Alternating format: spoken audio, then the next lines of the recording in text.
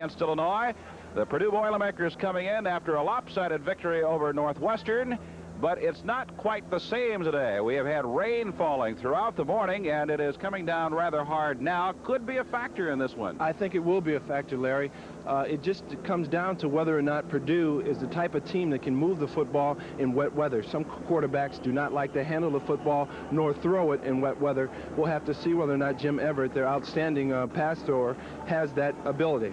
Everett, of course, is leading just about everything that could be led in the passing circles at Purdue. He's going to set all kinds of records, and he's a guy that has been very consistent for this team. He's been very consistent, and you know, of all the Big Ten quarterbacks, we talk about the Chuck Longs and the Jack Trudeaus from Illinois, this guy has been rated by Gil Brandt as the #1 quarterback in the country, and the #1 quarterback probably to be picked in the NFL next year.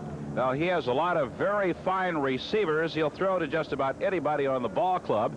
But the fellow that he hits most often is a guy by the name of Rodney Carter. Carter is their tailback, and he likes to come out of the backfield and catch the football. He's second in the nation in receiving and obviously first in the Big Ten. So you'll see him receiving the ball quite a bit this afternoon, I'm sure.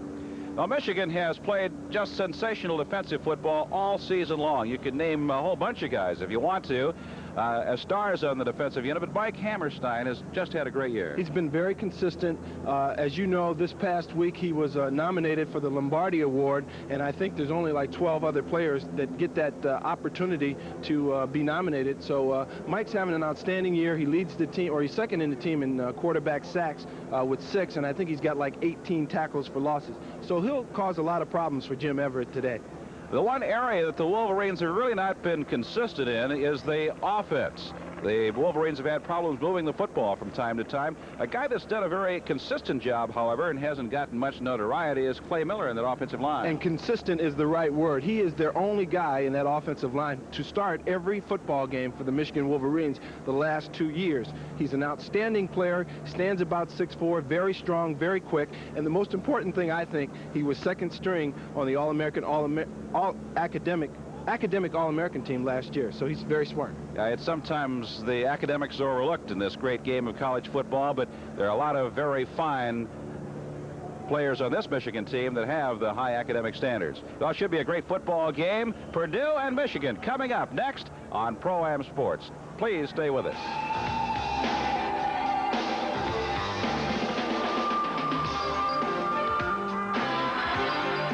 Bet, you were talking earlier about the possibility of the rain being a factor in this game. How about the surface itself here? Is it a good surface to cut on when it's damp? It's very good, Larry, to cut on. But the other thing is they had to tarp on the field right up until probably an hour before the teams even arrived here today. So it's primarily still a dry surface in terms of running and cutting out on the field. So I don't expect to see anybody really slipping, particularly in the first half as opposed to maybe the second half if it continues to rain the way it is right now. You played under rainy conditions. Did you alter, or does a quarterback alter anything under these types of conditions? I just didn't like to handle the wet ball. It used to psychologically affect me in terms of having to handle it all the time, and it was just a mental problem for me. I didn't enjoy playing when it was wet at all. Purdue has won the toss of the coin and is elected to receive. Rick Sutkowitz will be booting the ball for the University of Michigan, and the deep men for the Boilers will be Ray Wallace and Rod Woodson. Here are the officials. John Nealon's crew working today with Pickens, Baltz, Marisic, Pulls, Fortin, and Nevin operating with him.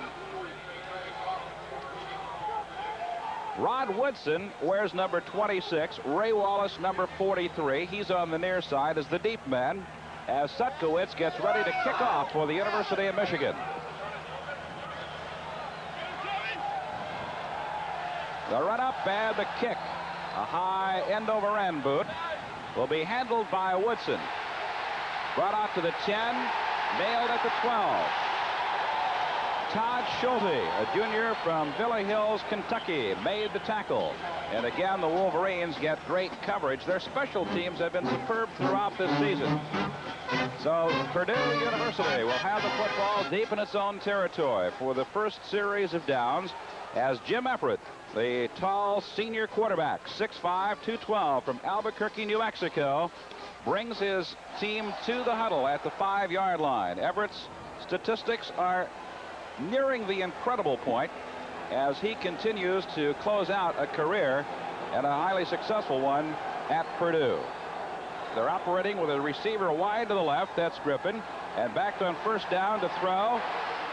Complete on the near side to Wallace. He's out to the 20, and he gets the first down to about the 22.5-yard line. Garland Rivers and Ivan Hicks collaborated to make the tackle on Ray Wallace, the fullback from Indianapolis. And the Boilers pick up a first down on the first play. Wallace, the fullback, Carter, the tailback. They'll catch the ball a lot this afternoon, as will Steve Griffin. Jackson and Scott operating at the quick tackle and guard spots are Drenth from Kalamazoo, Panful, Connors, Tyree, and Skabinski is the center. A handoff goes to Wallace, goes into the middle, and not much there. Carries to the 26-yard line. Hit by Andy Moeller initially. He's a senior from Ann Arbor Pioneer High School. They'll mark his forward progress to the 26. The Wolverines defensively will have Scarcelli, Mallory, Moeller, and Akers as the linebackers. Up front, it's Messner, Harris, and Mike Hammerstein. Second down and 8 yards to go. Receiver wide to the left. Scott. Split to the right. Griffin. Back to throw. Everett throws to the far side. Caught by Wallace. He is out to near the 32-yard line. Jim Scarcelli hit him and dropped him, and it'll be close to a first down. We'll see where they mark the forward progress. It is short by less than a yard, it appears, from here, but they're going to call time and measure. It'll be very close to a first down. It won't take long. The chain is located on the far side, and that's where the football is. The Wolverines' defensive backs, composed of Garland Rivers, Tony Gant, Ivan Hicks, and Brad Cochran. It is a first down for Purdue University. The second first down of the afternoon in the Boilers' first possession.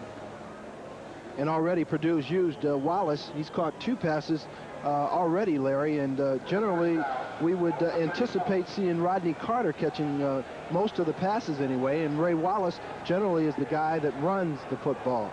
Hayes is flanked wide to the right. Griffin is split to the left. They're operating from the eye. Again, it's Wallace into the middle, and not much there. Stopped at the 35-yard line by Mike Hammerstein, the 6'4" senior from Ohio. Ray Wallace has scored 7 touchdowns for this team this season. It'll be second down and 9. Scarcelli is into the ball game, replacing Akers for Michigan defensively on second and 9. And Wallace has been involved in every play so far, Larry. Scott is in motion to the short side of the field. Everett back to throw, being rushed. He gets away. Goes to the far side. He's going to be run out of bounds for a loss of about 2. Mark Messner made the big pressure on Everett. Almost had him, but Jimmy sprung away. Got to the far sideline, avoided the big loss, and they say he did get back to the line of scrimmage, the original line of scrimmage. But it is a loss of 2, and it'll be third down and 10. Reinhold has checked in at middle guard for the Wolverines, and Billy Harris is out. It's a very tough situation here for Purdue. 3rd and 10. I expect Michigan to probably set back, maybe come with a linebacker blitz. If they show the blitz, which you see there now, they'll probably back off. It's a semi-shotgun. They do back off. Throw to the far side, and it's incomplete. It was intended for Steve Griffin. Garland Rivers came roaring up from the secondary, and Purdue fails in its attempt to post its 3rd first down. A big ovation for the Michigan defensive unit as it checks off. Here you see Steve Griffin, number 2, who came into this game with 23 catches. He's a senior out of Miami, Florida. And Scarcelli, number 85, had underneath coverage. And he really was the guy that knocked down the football. You don't see it in that particular shot. But Garland Rivers was on a man-to-man, number 13. Ernie Schraummeyer, who averages 38 yards per punt, stands at his 20, waiting for the snap. Eric Campbell is at the Michigan 26. Big rush. May have gotten a piece of it. Penalty. The flag is down, perhaps roughing the kicker. It will be. Arnold came roaring through and may have been the man that committed the foul. It will be roughing the punter, Larry. They really should have blocked that particular kick, I thought. There were 5 guys in there. There's really no excuse when you got that many people penetrating. Sometimes you just don't look at the football, and you fall on the kicker instead of watching the football and trying to block it. You just react to the kicker himself, and that time they missed the ball but got the kicker. So as a result, the ball has been moved forward to the 39-yard line, and it'll be 4th down and 5. So Schrammeier will go back to his 25-yard line. Nobody back for Michigan to receive the punt. Now Tony Gant goes back, moving back to the 25-yard line. Good snap, no pressure this time. It's a low line drive kick. Gant fumbled the ball and it goes out of bounds.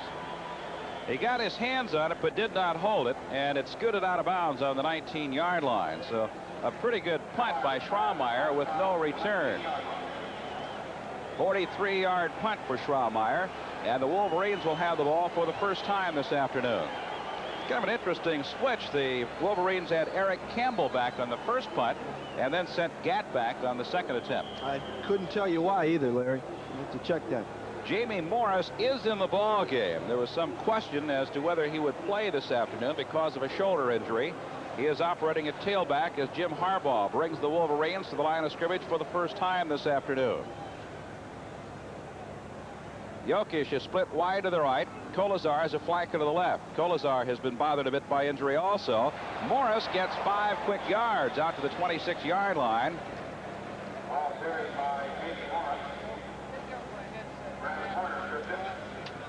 We have a player down on the field, and he's getting up slowly. It looks like Tony Visco is going to be all right, however.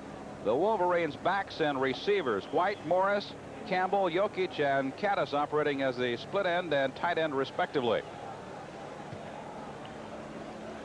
Up front, it's Elliott, Vitale, Dabicino, Krause, and Clay Miller. It'll be 2nd down and 4 for the Wolverines. Jokic is split to the right. Again, Kolazar is flanked to the left. And the pitch goes to Morris. Not much there as he cut back inside, and he was drilled at the 25-yard line. His forward progress carried him to the 26. It'll be short of a first down by about 3 yards. Fred Strickland, the big outside linebacker, made the tackle for the Boilers. Visco, Morgan, and Strickland operating as the linebackers with Ziltz, Holly, Horner, and Baldwin up front for Purdue. Ziltz got good penetration on that last play. It didn't really allow Morris to get outside the way he would have liked to. The right end is tight. That's Caddis. Jokic is split to the left, and Kolazar flanked to the left. That's the long side of the field on 3rd and 3. Harbaugh back to throw. Looks, unloads, and it's incomplete. It was intended for Jokic, who attempted a diving catch at the 38-yard line, but it was a little low, couldn't handle it. I think Harbaugh had to unload a little bit prematurely because he was getting some pressure at the last moment. You're absolutely right. There was good pressure by the Purdue defense, but I'm a little shocked that Jokic didn't come up with that particular catch. I thought, you know, it was well within his realm of being able to come up with a catch. Back to punt, Monty Robbins. Steve Griffin will receive. He stands at the Boilers' 30-yard line. Some pressure, but he got it away, and it's a high, booming kick.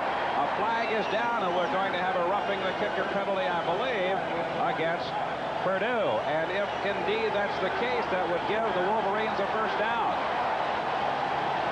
It is a roughing the kicker penalty, and will move the ball out to the 31-yard line, and that will give Michigan a first down at its own 31. It was. Once again, take a look here. There's about 3 or 4 Purdue players that make the penetration, and nobody seems to be able to come up with the block. Once again, I fault that to not watching the actual punter's foot and the football. Instead, they run after the kicker. It's a mistake that both teams have made now, but it's going to cost Purdue a lot more than it cost Michigan, because you're right, Michigan does get a first down with the 5-yard penalty. Kolazar comes wide to the left, and Jokic is split to the right. Perryman is in at fullback for the Wolverines. And White has dropped back to the tailback slot as Harbaugh is throwing on first down. He's going long. He's got the 30. All down to the 23-yard line.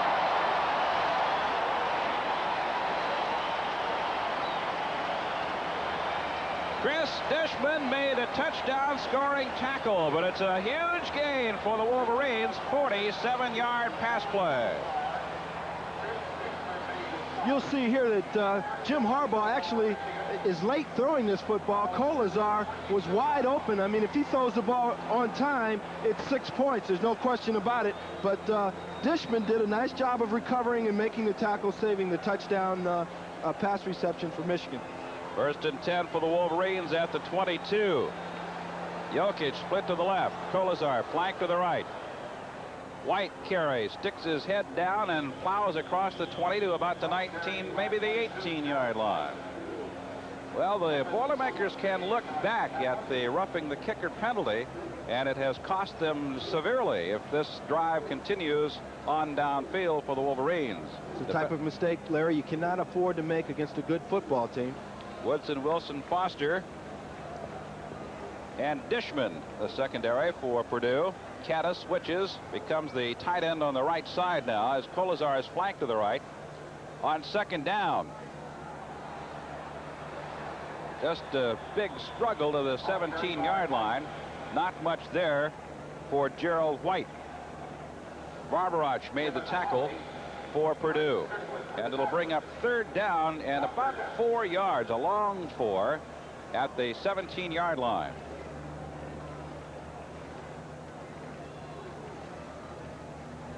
Harbaugh, after coming to the sideline, checks back to the huddle, and he'll send Colazar wide to the left with Jokic to the right as a split right end. Probably play action here. It's a strong overset to the left. Play action off tackle. Harbaugh being rushed. He's in trouble. He goes to the far sideline and out of bounds at the 19-yard line.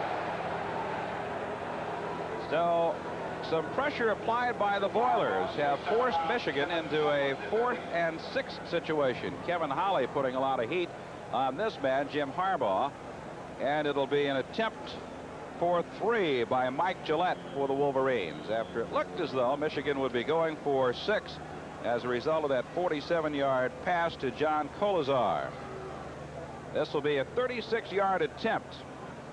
Monty Robbins will spot the ball at the 26-yard line.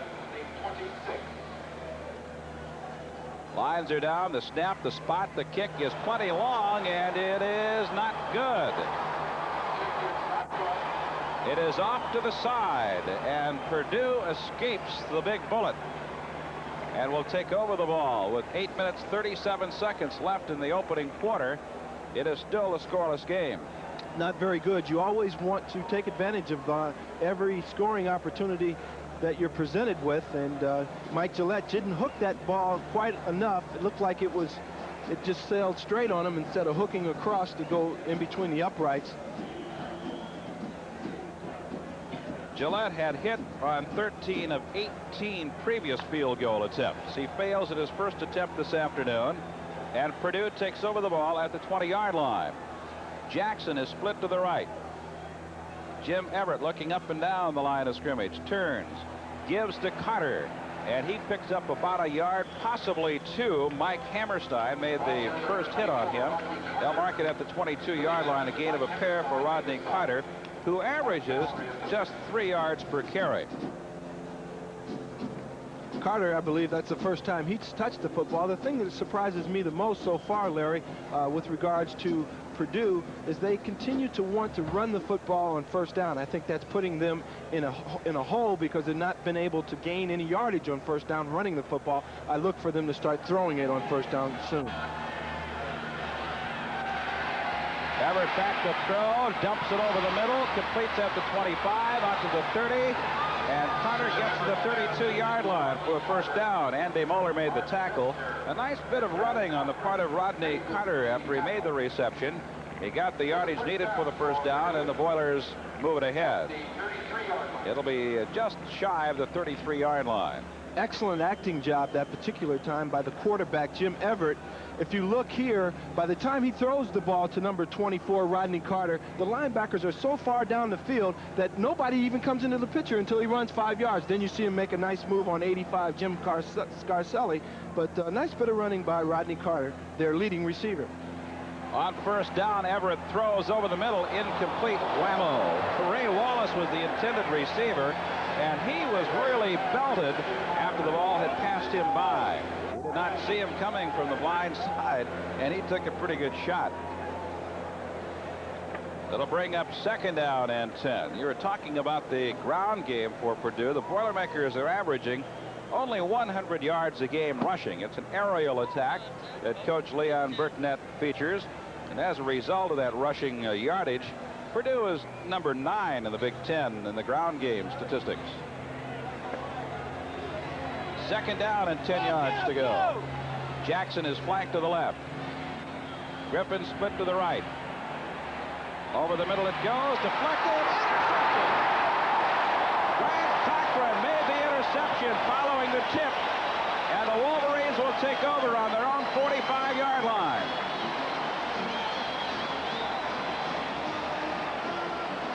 This is why you do not, as a quarterback, want to throw over defenders. Everett here will throw the ball, try to get it over Mike Mallory. There was too many people. You see 42 Mallory there, tips it, and Cochran, number 30, comes up with the interception. His second interception of the year, but it is imperative as a quarterback that you not try to throw over defenders because they can jump up and tip the ball, as we saw right there, and it will turn into an interception. It's all right to throw between people, Larry, but never try to throw over them. Basic fundamental rule. It cost the Boilermakers possession of the ball, and the Wolverines, while they failed to score in their first possession, moved downfield. Now they start with Wiltshire back in the ball game as tailback, and Harbaugh is smothered for a loss back at the 35-yard line. Racing in was Brad Horner, a senior from Louisiana, and Harbaugh didn't have a prayer. The big loss will move it back to the 35. Good penetration by Purdue here. It was a play-action pass, a fake-off tackle to Jamie Morris, but you see number 92 right there. Brad Horner comes in for his 3rd sack of the season. It's a loss of 10 and will present a second down and 20 situation for the Wolverines. To send Kolazar wide to the left. They've also split Paul Jokic to the left. That's the long side of the field. 6 men up on the line of scrimmage now for Purdue as Harbaugh retreats. Dumps it off, and a nice catch made at the 35-yard line. Chris Dishman made the tackle on Kolazar, but it's not much of a gain. It really isn't, Larry, but the problem here was the timing. For some reason, Jim Harbaugh threw the ball awfully late once again to Kolazar. I thought that they were running a combination pattern to the bottom of the screen, and Kolazar came open a lot sooner than the ball got there, and as a result, Kolazar, because he's taught to come back to the football, had already started coming back, and that's the reason why they didn't really pick up a whole lot of yardage on that particular play. A gain of just 1 yard, and it's 3rd down and 19. Harbaugh with a swing pass complete to White, and he is dropped for a loss. Bob Ziltz came roaring in, got hung up with one of the Michigan blockers, and White had no place to go but down. And Purdue, with a very strong defensive performance against the Wolverines in this particular series, will take over the ball. You'll see Gerald White here waiting on a screen play, but there was way too much penetration. 71 there is actually being blocked by number 72, John Elliott, right into the tackler, or right into the receiver, and makes the tackle for the loss. Good defensive effort that time by Purdue. Both Steve Griffin and Rod Woodson are deep in anticipation of Monty Robbins' punt. A high hanger.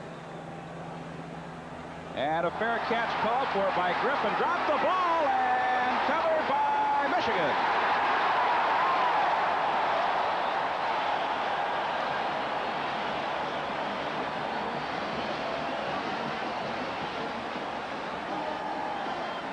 A 54-yard punt that Griffin had called a fair catch for. He dropped it, and Borowski fell on the ball for the Wolverines to get advantage of another big break.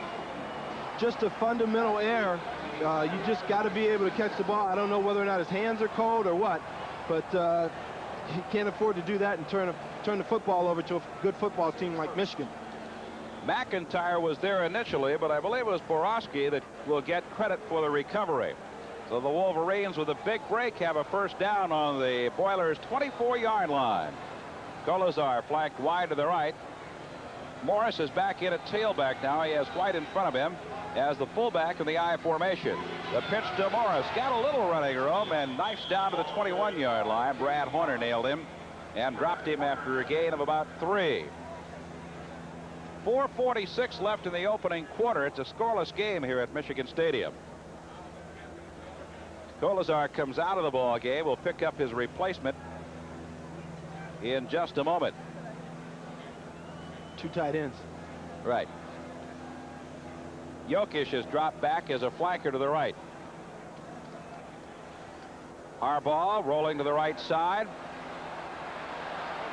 Now dumps it down the middle. It is caught beautifully on the far side by Caddis. They'll mark his forward progress to the 4-yard line. It'll be first down and goal for the Wolverines.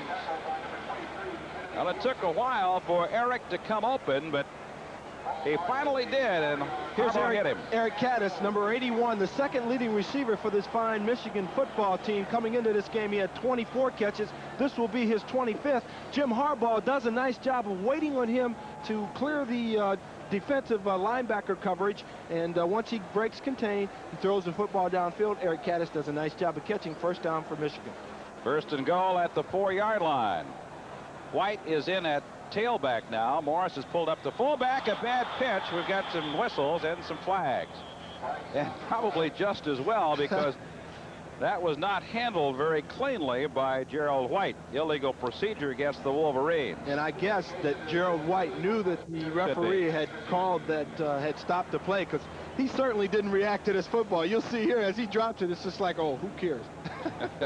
He can get in a whole lot of trouble. You can see there, he didn't even care. I'll tell you one thing, you can't assume anything. That's true. And had he not reacted, he would have had one mad coach on the sideline. You think Bo to talk to him about it, huh? Yeah. Ball, Jokic has gone back into the ball game. Colazar is also in. There's the penalty yardage for the afternoon thus far. It's first down. Ball back at the 9-yard line now as a result of the penalty. Harbaugh back to throw. Throws long. Caught for a touchdown. Caddis apparently kept that foot in, and it's 6 for the Wolverines.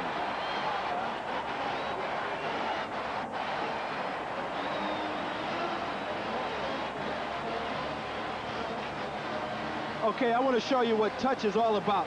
Jim Harbaugh does just a superb job here of lofting this ball, and really, you can see it. Watch it, it's being lofted up, but it gives Eric Caddis time enough to react to it. He was way inside, came back, put his feet, both feet in bounds, and did a super job, just a super job by Jim Harbaugh and Eric Caddis on that touchdown play. A brilliant Wolverine touchdown pass, and Gillette drives it through, and the Wolverines lead the Boilermakers by a score of 7-0, scoring on their second possession this afternoon. 3 minutes and 34 seconds left in the opening quarter, and the Wolverines take the lead 7-0 over the visitors from West Lafayette.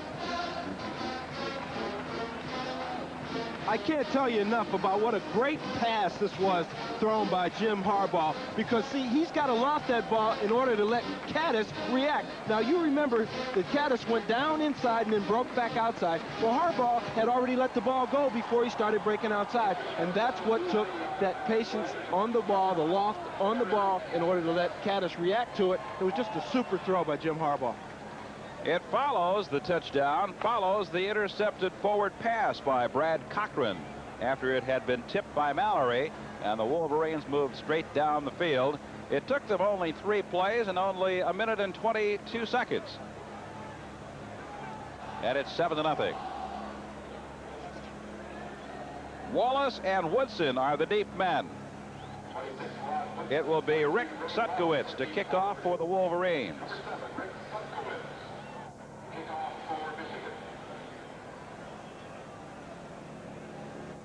Correction, it was following the fumble the Wolverines went in for the touchdown. I beg your pardon. I was looking at that 24-yard drive, and suddenly I realized that that can't be right. Here's the kickoff. It's taken by Wallace, comes to the middle and breaks out to the 21-yard line.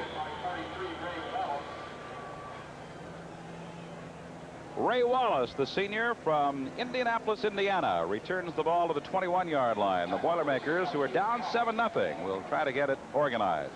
Ray Wallace doing a nice job of cradling the football, because they can ill afford to turn the football over once again. They've already had a couple. And I think it's important as we look at, I believe that's Wallace that's still down. No, check that. It's Williams who is a little slow in getting up. They have had the breath knocked out of him. Looks like he'll be okay. As you take a look into the Wolverine offensive huddle, Elliot Uselak telling him how it is.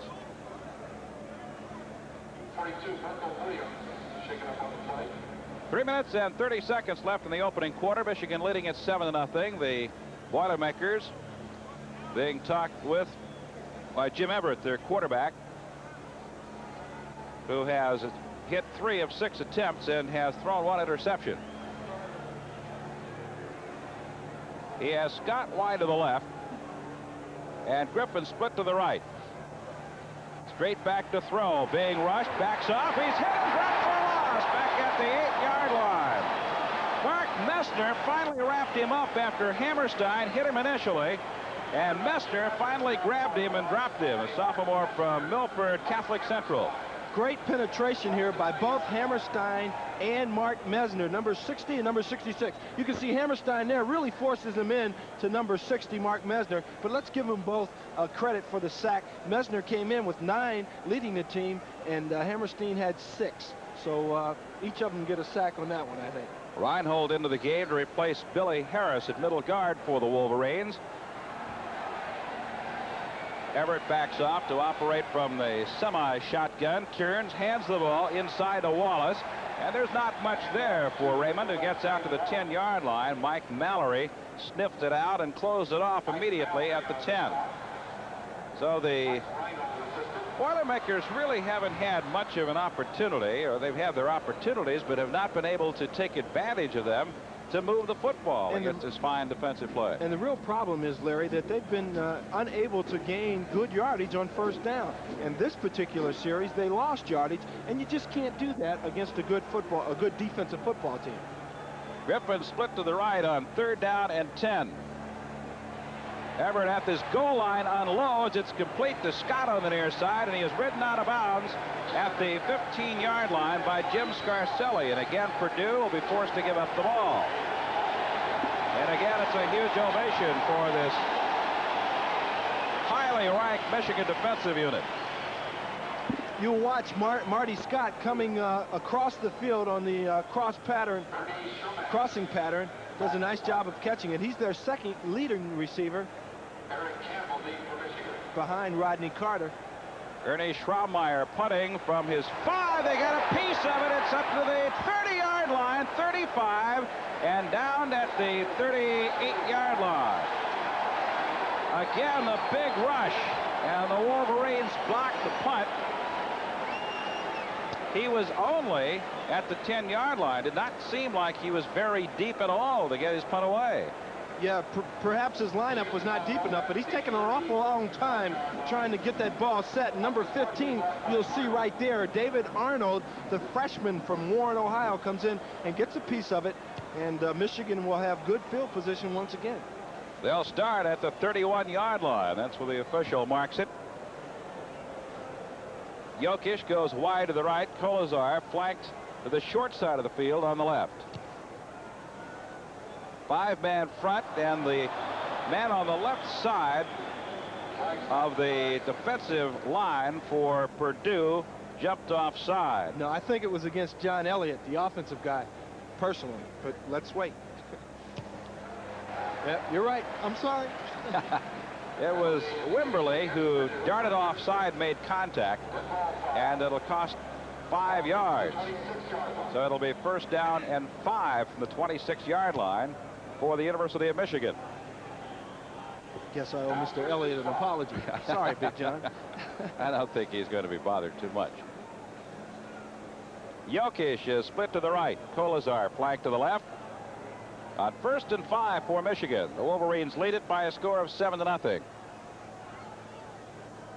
Harbaugh may be changing the play. He pitches back to Morris. He's got White out in front. Turns it on at the 20, 15, and down he goes at the 13-yard line.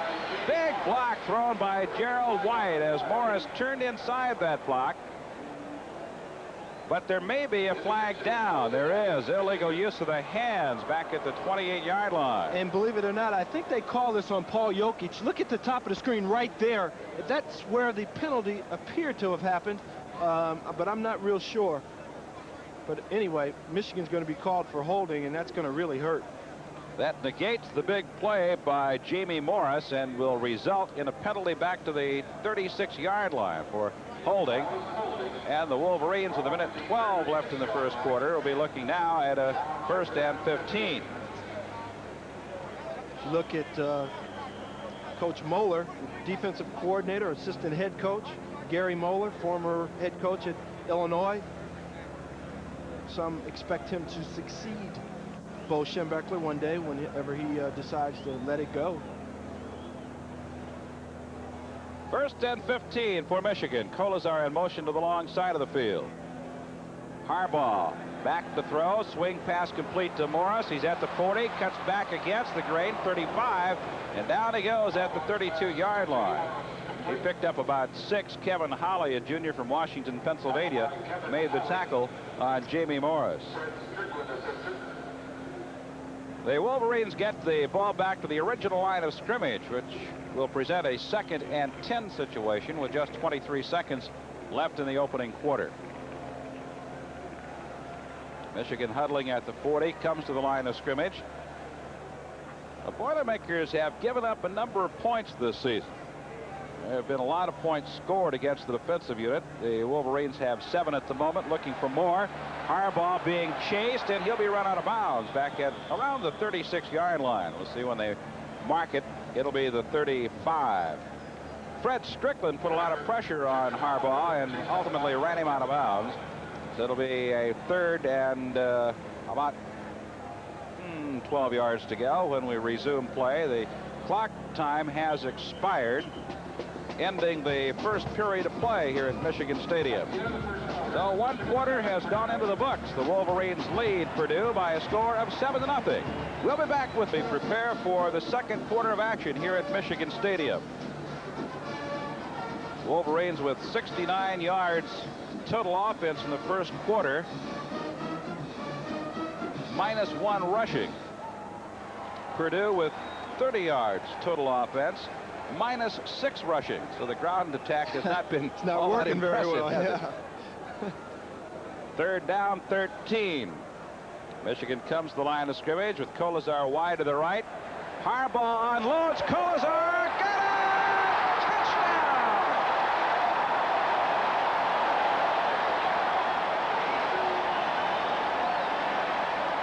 Great catch by John Kolazar, who dragged Chris Dishman into the end zone with him. And it is 13-0. Wolverines lead the Boilermakers.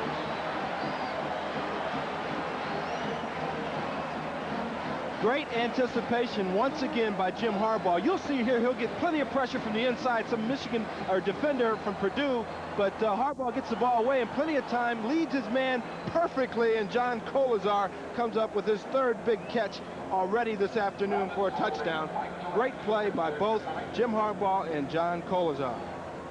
Now Gillette will attempt to put this 14th point up, and he does. So on the first play following the change of ends, the Michigan Wolverines score again and lead Purdue by a score of 14-0.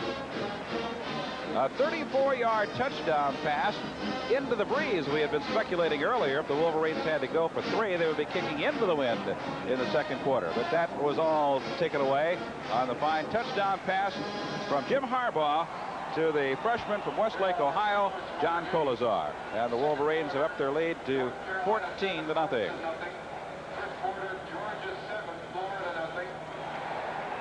Well, it has been a little bit of a strange game, hasn't it? We'll take another look at the TD pass Great here. anticipation once again this time by Jim Harbaugh. You can see he leads his man, and Colazar does an excellent job of catching it over his left shoulder, and then has the presence of mind. He fumbled the ball actually in the end zone. We just picked that up there, but he was already across the goal line, so it didn't really matter.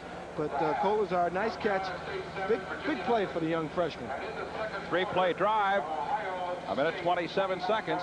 34-yard touchdown pass to John Colazar. The Wolverines lead 14-0. The ground attack for neither team has been particularly impressive here this afternoon. But the Wolverines have utilized the air lanes, and that is what Purdue's game is. But so far, Jim Everett has not been able to get his offense on track. Some fine defensive play by the Wolverines, an interception, all keeping the Boilermakers pretty much under wraps through the first quarter. Sutkowitz will kick off.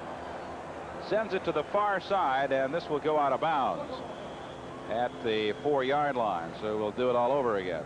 You know, Michigan always talks about great ball control, but they've scored 2 times now. The first drive was 3 plays, a minute and 23 seconds. The second drive was a minute and 27 seconds. One 31 yards and the other one 24 yards. That's real ball control. Well, of course, if you only have that many yards to travel, it does take a little less time. It does take a little less time. But you're right. It's not what you call clock-consuming control. But the object of the game is to get into the end zone. If you get in there often enough, it doesn't make any difference how long the other team has the ball, I guess. One of the deep men, Rod Woodson, a junior from Fort Wayne, Indiana, is talking with his running mate, Ray Wallace, a senior from Indianapolis, as Rick Sutkowitz will now kick off from the 35-yard line as a result of the illegal procedure penalty. He kicked the ball out of bounds at the 4-yard line. Woodson is quite a player. He was UPI and API player of the Midwest Player of the Week against Notre Dame a couple weeks ago. Honorable mention Big Ten last season. Sutkowitz. A crazy hop, and Woodson has to go back to the 8-yard line. Comes out to the 15, struggles forward to the 17 or 18-yard line before he is nailed, as Wallace brought it back, and it'll be Purdue's ball. You know, the Wolverines have really created some breaks here this afternoon. The first touchdown scoring after the fumbled punt, and then the second after the blocked punt. You can see there that football really takes a lot of funny bounces, and whoever invented the shape of it, they did a nice job, because you never know which way it's going to bounce. Sometimes it causes fumbles, and sometimes it helps you. And always causes gray hair among coaches. Yes. Pass out to Wallace is a little bit low. He couldn't handle it. Ball's incomplete. Scarcelli was out there defending, but Wallace is a little bit slow in getting up. As a matter of fact, he's still not up.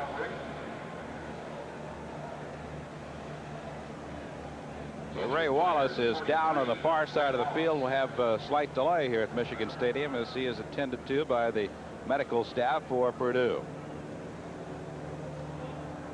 Wallace is very, very important to this Purdue offense. He came into this particular game 5th in the Big Ten in all-purpose running, and he is their leading rusher and also their leading scorer with, I think, 6 touchdowns. So they can ill afford to lose him. He's a tremendous athlete. He was honorable mention All Big Ten as a defensive back in 1982 and won honorable mention honors as a running back last season. Wallace is okay. Apparently just had the breath knocked away. It'll be 2nd down and 10 yards to go for the Boilermakers. Jim Everett looking at a 5-man front.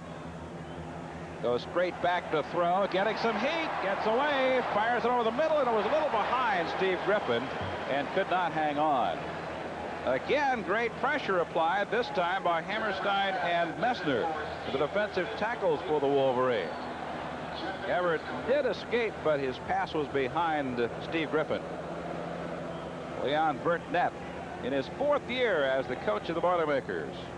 Dieter Herron has gone to the ball game for Michigan, replacing Jeff Akers defensively. 3rd down and 10. Griffin is split to the right. Everett backs up. operating from the shotgun, now sends Scott wide to the left in motion. Everett back to throw, throws over the middle. It's caught at the 22-yard line. And James Medlock is drilled immediately by Garland Rivers. Medlock's first pass reception this afternoon. He's a sophomore from Waycross, Georgia. And really short of a first down. And really what this is a delay pattern underneath the coverage. And Michigan will give this up all day long, particularly in a third down situation when they're short of the first down. They'll give up, 4 or 5 yards, but they would like to keep Purdue from making those first downs, and they're successful here. Purdue will have to punt. This is Dieter Herron, who may have a muscle spasm in the calf of his leg. Let's hope that's all it is, although they're kind of working on that knee now. I thought they were massaging that calf muscle, but that's Herron that is down for Michigan. When play resumes, it'll be 4th down and 4 yards to go, and it'll be a punting situation as Ernie Schraumeier from Port Quebec, Quebec, who averages 43 yards per punt this season and got some boomers away earlier. They'll be kicking. And he's also had plenty of pressure on him already this afternoon, and I'm sure he's got to be thinking about that defensive line pressure in terms of trying to get this kick away. The last kick he had was partially blocked by David Arnold, and I'm sure Mr. Arnold is waiting to try to get in there and block another one. Eric Campbell, the deep man for Michigan, stands at his own 39. This is Ernie Schraumeier. He's at the 11. We're in the early stages of the second quarter at Michigan Stadium. Wolverines lead the Boilers 14-0.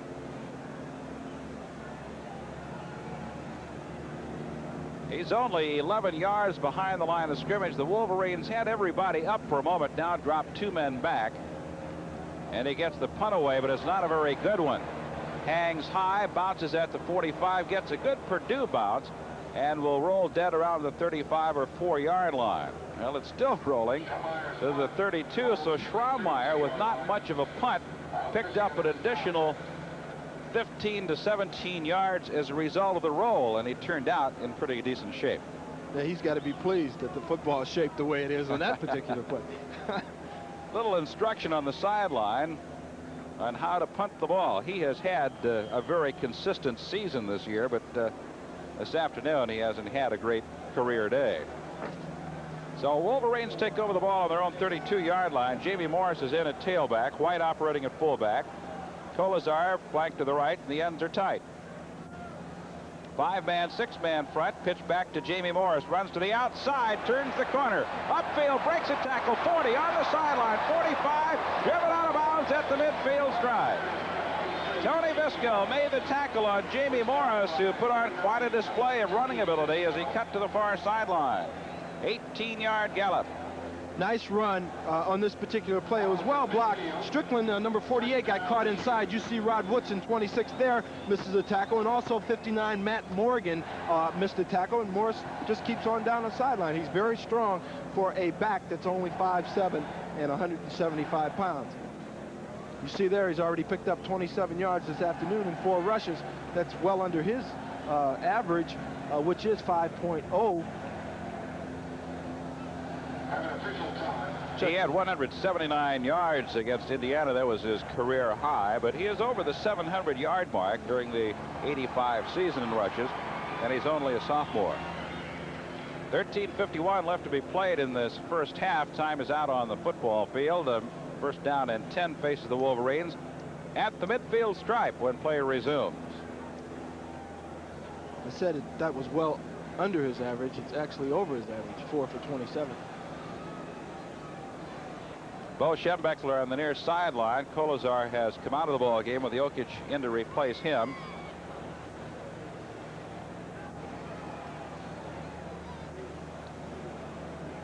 It's a very colorful sight here this afternoon, basically as a result of the showers that we had earlier. A lot of different shades of rain gear, and it is a spectacular sight. Autumn colors have been unwrapped. Very appropriate. Pair of tight ends. A flanker to the right is Jokic on 1st and 10 from the 50-yard line. Harbaugh gives to Morris. He's got a bit of a hole, squeezes through down to just shy of the Purdue 45-yard line. Sumlin came up and made the tackle on Jamie, but he picked up 4, and it'll be 2nd down and 6. Now Kolazar back into the ball game. He'll replace Paul Jokic for the Wolverines. Michigan has run a set with a pair of tight ends on the last 2 trips to the line of scrimmage, and it looks like that's the way it'll be here on the 3rd consecutive down. Kolazar is a wide receiver to the right that's alongside of the field. White struggles, breaks a tackle, gets inside the 45 down to the 43-yard line. It was Fred Strickland that made the tackle for Purdue. He'll be short of a 1st down by perhaps 3 yards. We'll see when they spot the ball. It's at the 42.5-yard line. It'll be about 2.5 yards to go for the 1st down. Bob Perryman comes into the game. He replaces Morris. You'll see Gerald White here running for some tough yards inside. Strickland, number 48, did a nice job there of putting his head on the runner and tackling Gerald White for a short gain. 3rd down and 2. White has shifted back to the tailback slot now with Perryman in at the fullback position. Morris is out. The pitch back to White, tries to turn the corner, and he is hauled down before he got to the stake by Fred Strickland, who is having quite an afternoon for the Boilermakers. And Purdue holds and will force the Wolverines into a 4th down and long, 4th down and yard situation at the 42-yard line. So this is really the first time that Purdue has stopped Michigan this afternoon. See Elliot Uselak on the near side talking, and out to do the punting is Monty Robbins with Griffin and Woodson as the deep men for the Boilermakers, standing at the 10. Woodson on the near side. Robbins' kick is a high beauty. A hanger comes down at right at the goal line. It looked like it was going to fall around the 3-yard line and take one of those high hops. Wolverines with great punt coverage downfield very easily could have downed the ball before it reached the goal line, but it landed on the stripe, and it'll be brought out to the 20 for a 1st down. 14-0 Wolverines lead with 12:21 left in the opening half, and Bo Schembechler's defensive team has virtually shut down this man's club. Well, he's not allowed. His team has really suffered on 1st down on offense. He's got to get pick up better yardage on 1st down in order to try to predict what the defense will do. If you come up short on 1st down, the defense can predict to you what they want you to do. You know, that they can go to blitzes and certain coverages, but you've got to pick up yardage on 1st down in order to control the ball offensively. Medlock in motion to the left as Everett retreats, has some time this trip. Still looking, throws downfield, incomplete. Well, again, the defensive secondary for the Wolverines had everybody covered. Everett had no one to throw the ball to. Hammerstein put some heat on him. He had to unload and save the loss at 2nd down and 10. Medlock has gone to the Jackson has gone to the far sideline. Harris is checked in defensively for the Wolverines now at middle guard. Scott comes wide to the left on 2nd down and 10. Griffin is split to the right for Purdue. They're operating from the shotgun again. Everett back to throw over the middle, completes the pass to Carter, and he is out to the 29-yard line, short of the 1st down by about a yard. Gant made the tackle on Rodney Carter. Some pressure put on by Andy Moeller before Everett got rid of it, but it's short of the 1st down by a yard. Nice job this time by Jim Everett. You'll see here he'll look off deep to the right, fake the ball, and then come back to a secondary receiver, number 24, Rodney Carter. I believe this is only Carter's 2nd reception today, and we told you that he came into this game leading the nation. He's 2nd in receiving and 1st in the Big Ten. He had 13 catches against Michigan State. Everett hands the ball to get the 1st down. Out to about the 34-yard line. Mike Mallory made the tackle on James Medlock. And Purdue gets one of its few 1st downs since its opening possession. 14-0. Wolverines lead Purdue. You'll see James Medlock, who's in the ball game really for Rodney Carter, replacing him, running off tackle here, doing a nice job, picks up the 1st down for Purdue. It's only the 4th 1st down of the afternoon for the Boilermakers. But they moved the ball out to the 33 as Everett goes back to throw. Over the middle it goes, incomplete, intended for Carter. Had both hands on the ball, but dropped it. It's getting rather dark in Ann Arbor now. We are still in very early stages of this ball game with 11:10 left in the contest in the first half, but it has gotten very cloudy and dark here. Turn the lights on. Yeah, they're on.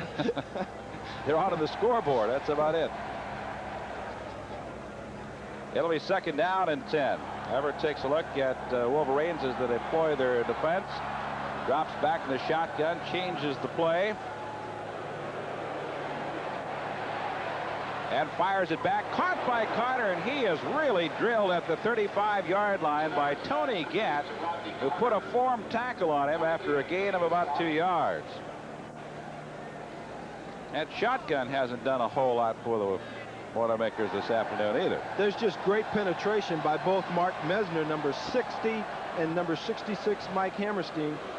You'll see here they've both come crashing in. I believe Hammerstein is at the top of your picture. You see him there, number 66 down. But they're forcing him out of the pocket even with the shotgun. So that means that they're getting great penetration from the defensive line. 3rd and 7, and Everett has trouble again, and down he goes at the 24-yard line. A flag is down at the 27-yard line. But I would guess that that would be against Purdue. Reinhold wrapped himself around Everett's leg and would not let go. It is against Purdue. Illegal use of the hands. A holding call. The Wolverines, of course, decline because of the huge loss back to the 24. And Purdue again is forced to give up possession.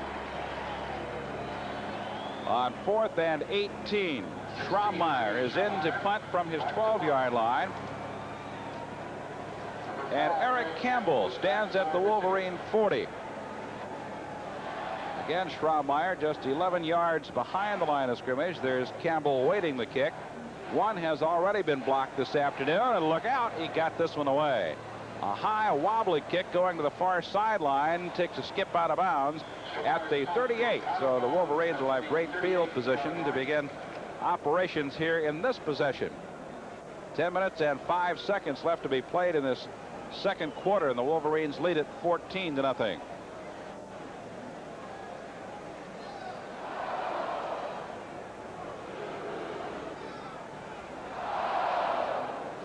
Purdue has not had much success here at Ann Arbor over the years. The Wolverines have won 18 of the last 22 games played between these two teams here at Michigan Stadium. And they're ahead 14-0 this afternoon.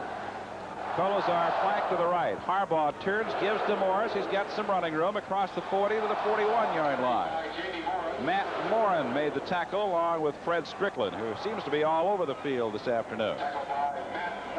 He has carried Morris 6 times for 34 yards today. And Jamie was somewhat of a question mark as a result of the banged-up shoulder sustained in the game against Illinois last week, but he's doing his part today. Well, when game day comes around, you really, all of the effort that goes into practicing all week long, you really want to get something out of it or for it. And a lot of guys get up for the game when game time rolls around. They come together. Harbaugh fakes the handoff, back to throw, complete on the near side to White at the 46, hit immediately and dropped by Kenneth Wilson. It is short of the first down by about a yard. We'll see when they bring it in from the far sideline and spot it. It'll be between the 42 and 3-yard line, the 47 and 8-yard lines. And it is just short of the 48 to which the Wolverines must advance. Nice play here. Fake off tackle to Jamie Morris. And then he comes out and throws a nice ball to Gerald White, who comes up a little short of the first down. Kennedy Wilson on the play, on the tackle, number 23 for Purdue. Short by less than a yard.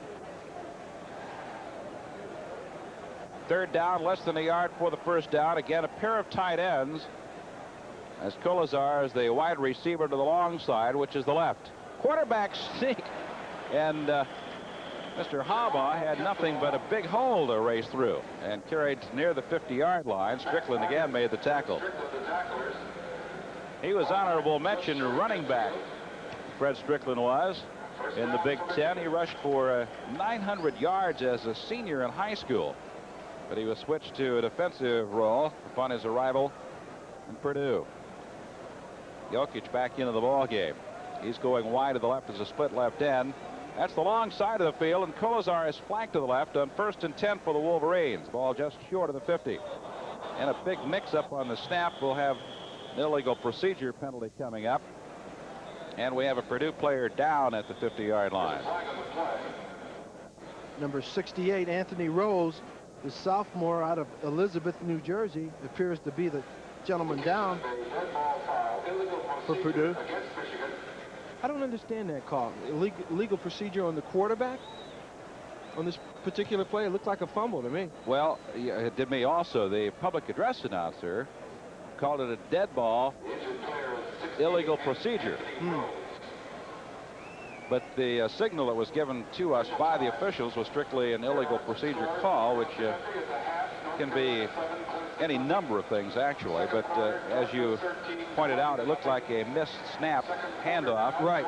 Harbaugh moving out one way, the center moving forward. But you'll see here, number 68 gets hurt. I think somebody rolls on top of him. You can see right now he's going down for the count. He's in pain. I believe it's his ankle that was banged up. He's being helped off to the far side of the field.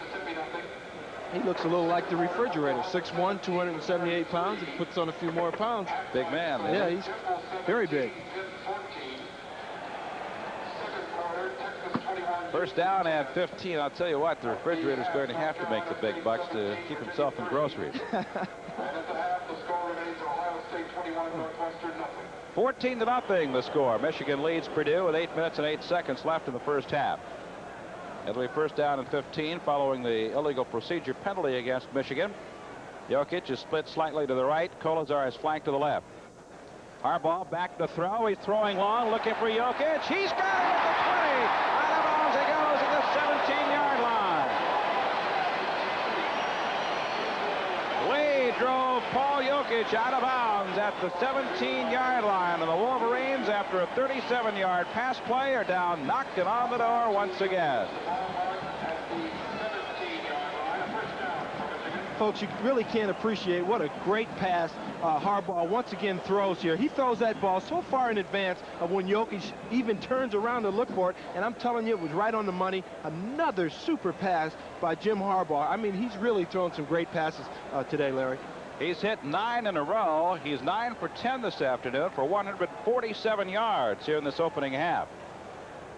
First down for the Wolverines, deep in Purdue territory. Pitch to Morris, looking for a block, has to go outside, turns the corner as Caddis was out leading away.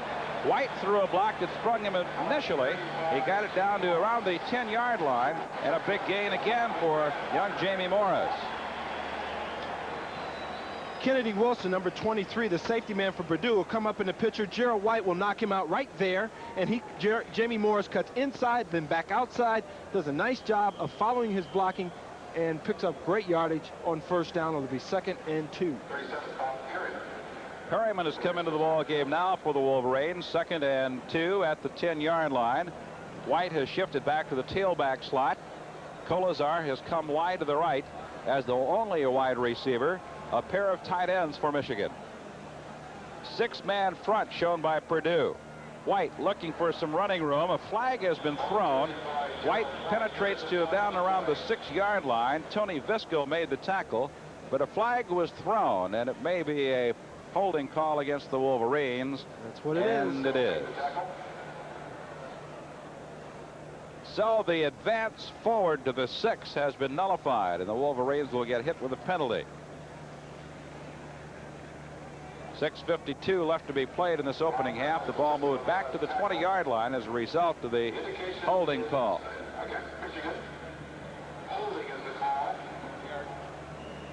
Michigan's already had 6 penalties for 40 yards. Purdue, on the other hand, only 2 for 10.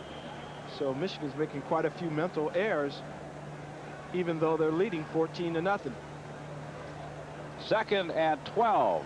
A little mix-up. Wolverines are starting to run out of time on the clock. 12 seconds left on the play clock. Last-minute substitution slowing things down a little bit. 5 seconds, 4 seconds, and they get it underway. White with some running room up the middle, down to the 15-yard line. Carroll picking up about 5 yards for the University of Michigan. Tackle led by Wimberley for the Purdue Boilermakers. Now Kolazar comes back into the game. 6:10 left in the opening half. Michigan leads it 14-0. Kolazar coming wide to the right as a replacement for Paul Jokic. A pair of tight ends again for Michigan. The two running backs are Perriman and Gerald White. As Harbaugh takes a look, rolls to his right, fires it. Caught by Perriman at the 5, and his drives forward to the 3-yard line. Chris Dishman made the tackle on Bob Perriman, and it's a first down for Michigan. Here's a long angle look as Jim Harbaugh fakes off tackle. It's a flood pattern. They've got 3 receivers in one area. Perryman, number 37, comes out of the backfield.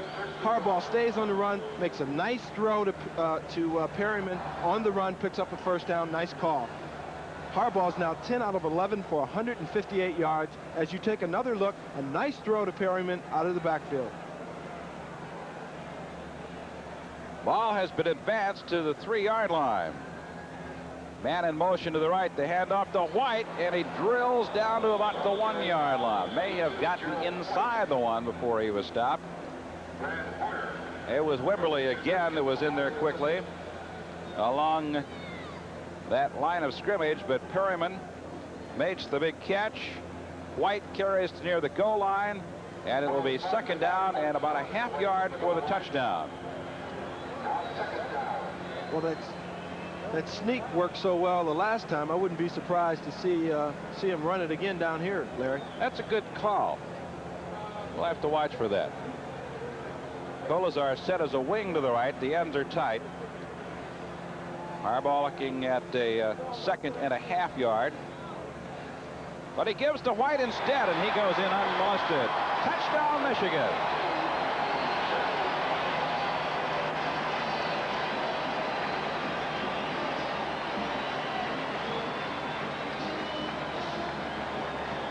Gerald White going the final ½ yard, and the Wolverines have increased their lead over the Purdue Boilermakers to 20-0, and this man probably will be breathing a little easier. You could see, based on the lineup, that Harbaugh could have taken that quarterback sneak. He elected instead to hand back deep to his tailback, Gerald White, number 22, who goes in untouched for another Michigan touchdown. A piece of cake for White. He picks up his first touchdown of the afternoon and his 4th of the season. And it'll be Mike Gillette trying for the extra point. He kicks it through, and Michigan has expanded its lead to a rather impressive 21-0 lead over the Purdue Boilermakers. And they have been riding the talented right arm of Jim Harbaugh through much of this game with a pretty good mix of the ground attack, but Harbaugh has been virtually flawless in the past. He really has, Larry. He's made some outstanding throws, and you can really appreciate it, at least I can, being a former quarterback. The great anticipation that he has thrown with this afternoon. I mean, he has just been flawless in terms of how he's thrown the ball early. He's had plenty of rush on him, and he's anticipated his receivers very well and thrown very good passes all afternoon. Can't say enough about what he's done as a passer this afternoon, Jim Harbaugh. Harbaugh, as you may recall, established a team record single game passing performance yardage with 283 against Indiana. Wolverines traveling 62 yards, needing 9 plays to do it. Took 5 minutes and 29 seconds off the clock. White going the final ½ yard. And it's 21-0. Michigan with 4:36 left in the opening half. And it'll be Rick Setkowitz to kick it off. Here's another look at the touchdown. As you see, it's well blocked, and I think most of us could have made it in on that particular play. That might exclude you, Larry. I appreciate that. I appreciate your honesty. The kickoff carries to the far side, taken by Wallace at the 5, and he is really drilled at the 13-yard line. Well, you just can't say too much about the Wolverines' special teams this afternoon. They have been spectacular. Down to do it this time was Hassel, and looked like Wilcher. Was Wilcher on that play? I believe so. Number 27. You'll see here as Ray Wallace is having a little difficulty once again catching the ball, but he takes about 5 or 6 steps and then look out. trying to see the number on. I really couldn't see whose number, but I did see Tom Wiltshire get up and run off the field after the play. Everett back to throw, in trouble again, and flag is thrown into the heap. The throw was down into the turf at the 13-yard line. Andy Moeller had Everett wrapped up, and a flag was thrown into that pile. And we'll see what this one is. It's going to be illegal use of the hands against Purdue. So the Boilermakers continue to have problems getting untracked against this fine Michigan defensive team. I think a lot of folks felt that Purdue might move the ball a bit on the talented right arm of this fella. He has had such sensational success throughout the season, but look at that. He has lost 25 yards trying to unload the ball, and his passing statistics are not all that impressive either. 7 for 14 for 54 yards, and that's not what his credentials would indicate. Just unbelievable pressure by the Michigan defensive line. Messner and Harris and Hammerstein, they've all been able to put great pressure on Jim Everett, forcing him either out of the pocket or making him throw sooner than he would like to. Penalty has moved the ball back to the 6-yard line, where it's first down and 16. Everett back to his own end zone. His big chase from behind. He escapes, gets out to the 5 and run out of bounds at around the 10-yard line. Hammerstein chased him, may have gotten a piece of him. Mark Messner did.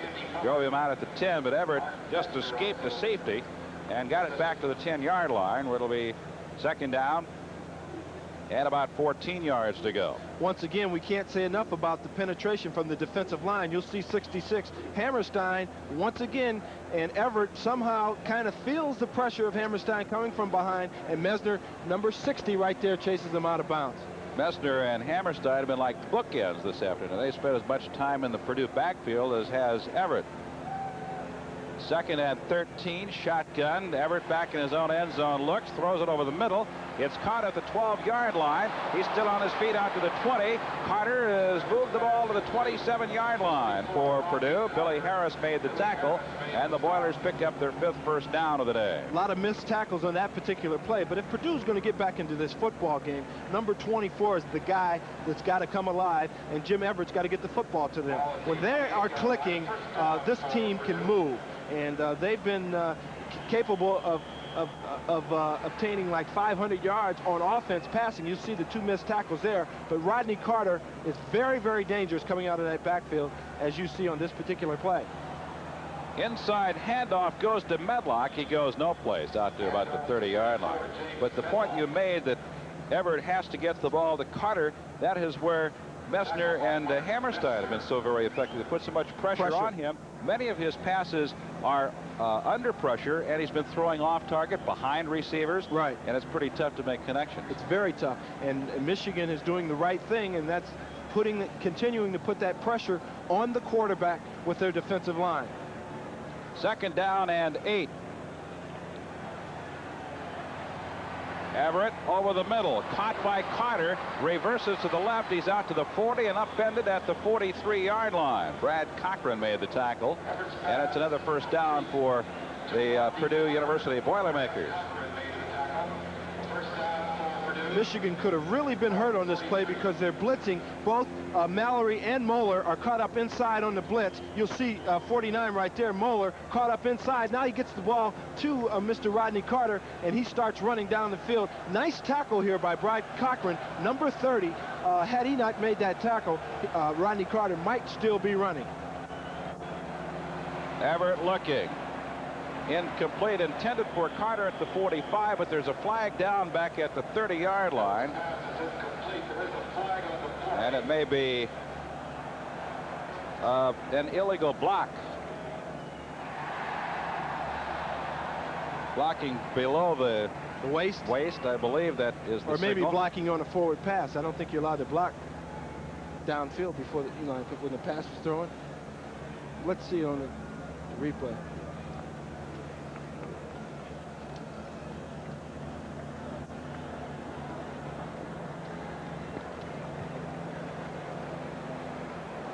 It's a big one. Now we got a different signal that time. The initial signal was an illegal block.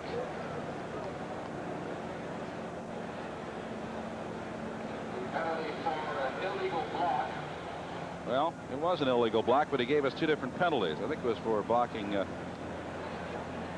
below the waist. Nevertheless, it has cost the Purdue Boilermakers.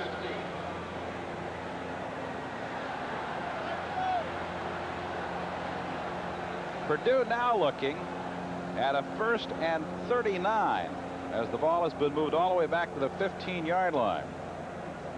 29 yards away from the line of scrimmage. That's a big penalty. Reinhold into the ball game, replacing Billy Harris at middle guard for the Wolverines.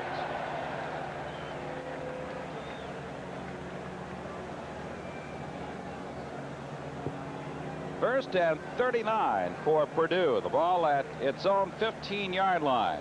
Everett under the center as a flanker wide to the right, being chased. Bang! Down he goes. Jeff Akers came roaring in from the left side and dropped Everett all the way back to the 5-yard line.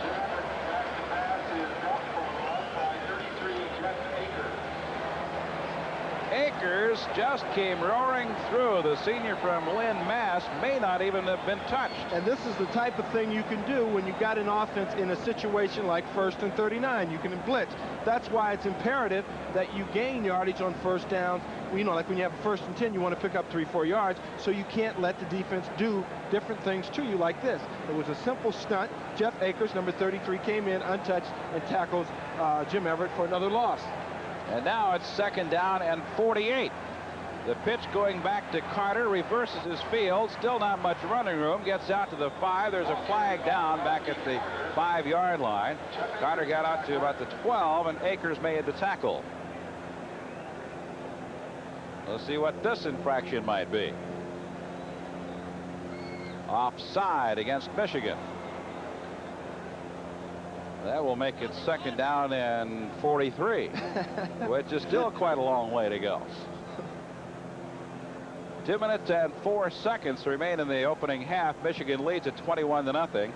And the statistics that Purdue has accumulated over the course of the season, resulting in 482 yards total offense, which is number 1 in the nation, number 1 in the Big Ten, and number 2 in the nation, is going to take a heck of a beating after this first half. Leo Burtnett wondering what's happening out there. Not much in the way of offensive performance for his Boilers. 1:54 left in the opening half, and Purdue resumes the shotgun with Jackson flanked wide to the right. Everett back to the goal line. Throws to the far side, in and out of the hands of 2 players. Carter had a shot at it, squirted through his fingertips, and Scarcelli had a crack at an interception, and he let it get away from him. Yeah, he had a shot at a touchdown, and I'm sure he'll be thinking about that at least the rest of the game and probably most of the night. So it'll be 3rd down and 43 yards to go. Here's another look. You'll see Rodney Carter, number 24, the outstanding receiver for Purdue, lets this one get away. It's really a catchable football, and he didn't bring it in and tuck it away, but number 85, Jim Scarcelli, the senior from Warren, Michigan, had a shot at 6 points.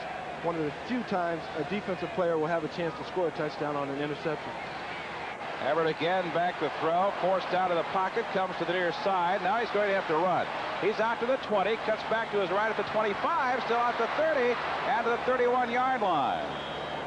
Garland Rivers made the tackle on Everett, which gets Purdue out of some deep trouble, but nevertheless, they're looking at a long situation in terms of going for the first down. Michigan is coming to the near sideline as a result of the official timeout call. Everett has lost 12 yards trying to throw the ball. He has been... Well, actually, he's picked up 13 as a result of that rush, because he was, I think, minus 25 before. Now Michigan has been assessed the timeout, and it'll be a 4th down and 24 for the Purdue Boilermakers. Eric Campbell has gone back in anticipation of the punt. been a little bit of mix-up down there. The official gave the indication that it was an official's timeout to stop the clock for just a moment for an adjustment, and then Michigan called timeout, and Purdue headed to the far sidelines. You take a look at the near sidelines as one of the Wolverines is being attended to. Tomorrow it'll be our first college basketball game of the season here on Pro-Am Sports as the Czech Nationals take on Judd Heathcote's Michigan State Spartans. We'll have it for you live on Pro-Am Sports beginning at 7:30 tomorrow evening. Hope you'll be able to join us. A low line drive kick comes to the near sideline and out of bounds at the 31. I'll tell you, this young fella, Ernie Schrammeier, has had a tough afternoon in the punting department. He came in with a 38-yard average and a long kick of 66, but he just hasn't been able to get it done here today. So Michigan has 1 minute and 7 seconds to see if the Wolverines could get more on the board before the halftime arrives. 21-0. The Michigans are leading at the moment, and they'll have the ball on their own 31-yard line with Jokic split to the right and Kolesar flanked to the left. 5-man front shown by Purdue as Harbaugh takes a look. Harbaugh pitching back to Morris. Morris needs a block to turn the corner and just doesn't get it. Kolesar was out there trying to deliver it, could not, and Morris was run out of bounds at around the 35 or 6-yard line. We'll see where they spot the ball. Morris has carried the ball 8 times for 46 yards in this first half. They'll spot it at the 37-yard line. Gain of 6. 2nd and 4 for Michigan. It's hard to tell whether or not Michigan is interested in getting back into and trying to get another touchdown or get in field position for a field goal. Running on first down, perhaps they thought that they could cross up Purdue and get a big gainer from Jeremy Morris on that first down play. It's 2nd down and 4 on the draw. Not much there for Morris, who has dropped at the 35-yard line. Well, the element of surprise may have been the design, but did not work as Matt Morgan made the tackle on Jamie Morris. And now with 45 seconds left in the half and the clock running, Michigan has it 3rd and 6. Kolesar wide to the right. Jokic split to the left. That's the short side. Harbaugh back to throw on 3rd down. He's throwing long. He's got Kolesar. He's got it to 30. Here they go. The 20, the 10. Touchdown, Michigan.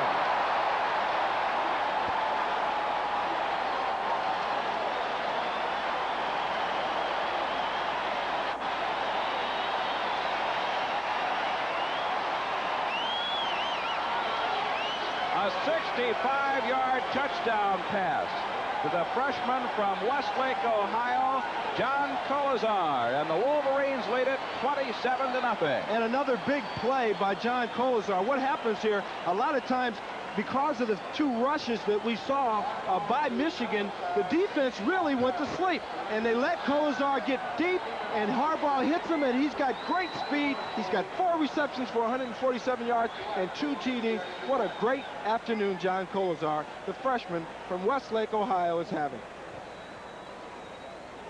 Now Gillette will attempt to put the 28th point on the board for the Wolverines. The snap, the spot, the kick, and it is good. And with 25 seconds left in the opening half at Michigan Stadium, the Wolverines have opened a 28-0 lead, with John Kolesar receiving congratulations from his mates on the near sideline. He's having a career day. And you know, we talked about the first 2 plays, Larry, on that particular drive, and it didn't appear like Michigan was just going to run out the clock. And the defense reacted that way. They actually went to sleep, let Kolesar get deep. Harbaugh hits him, and that's the third play, 3-play drive for a touchdown this afternoon. The statistics being accumulated by Jim Harbaugh may rival those accumulated at the expense of the Indiana Hoosiers if he has a second half comparable to that of the first. Harbaugh this afternoon is 11 for 12 for 223 yards in the first half. And you'll see here that the defense was really lulled to sleep. They were up in coverage. didn't even react to the possibility of a pass play because they were well up toward the line of scrimmage, and Kolazar beats them deep. Harbaugh puts the ball in the money, and another 6 points for the Wolverines. A 3-play drive covering 69 yards, needing just 42 seconds. The 65-yard touchdown pass from Harbaugh to Kolazar, and the Wolverines lead it by a score of 28-0.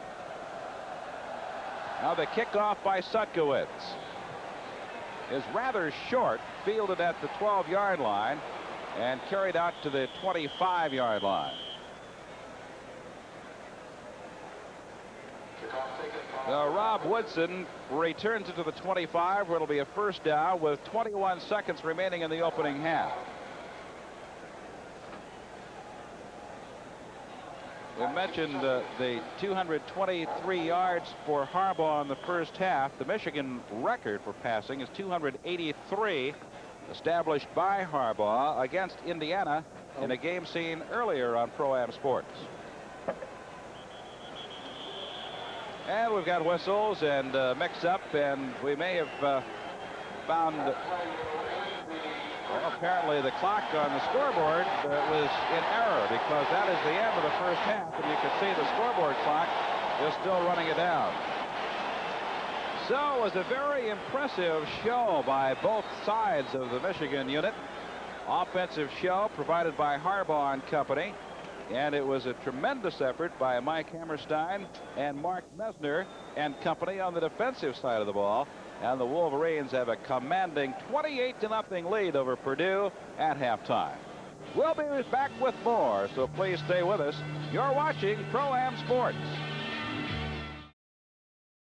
Opportunity to score those 3-play drives. We noted that they had three-play drives in the first half. 2 of them were a direct result of the 2 turnovers, giving Michigan good field position. The first one led to Michigan's first touchdown, a fumbled punt by the Wolverines, by the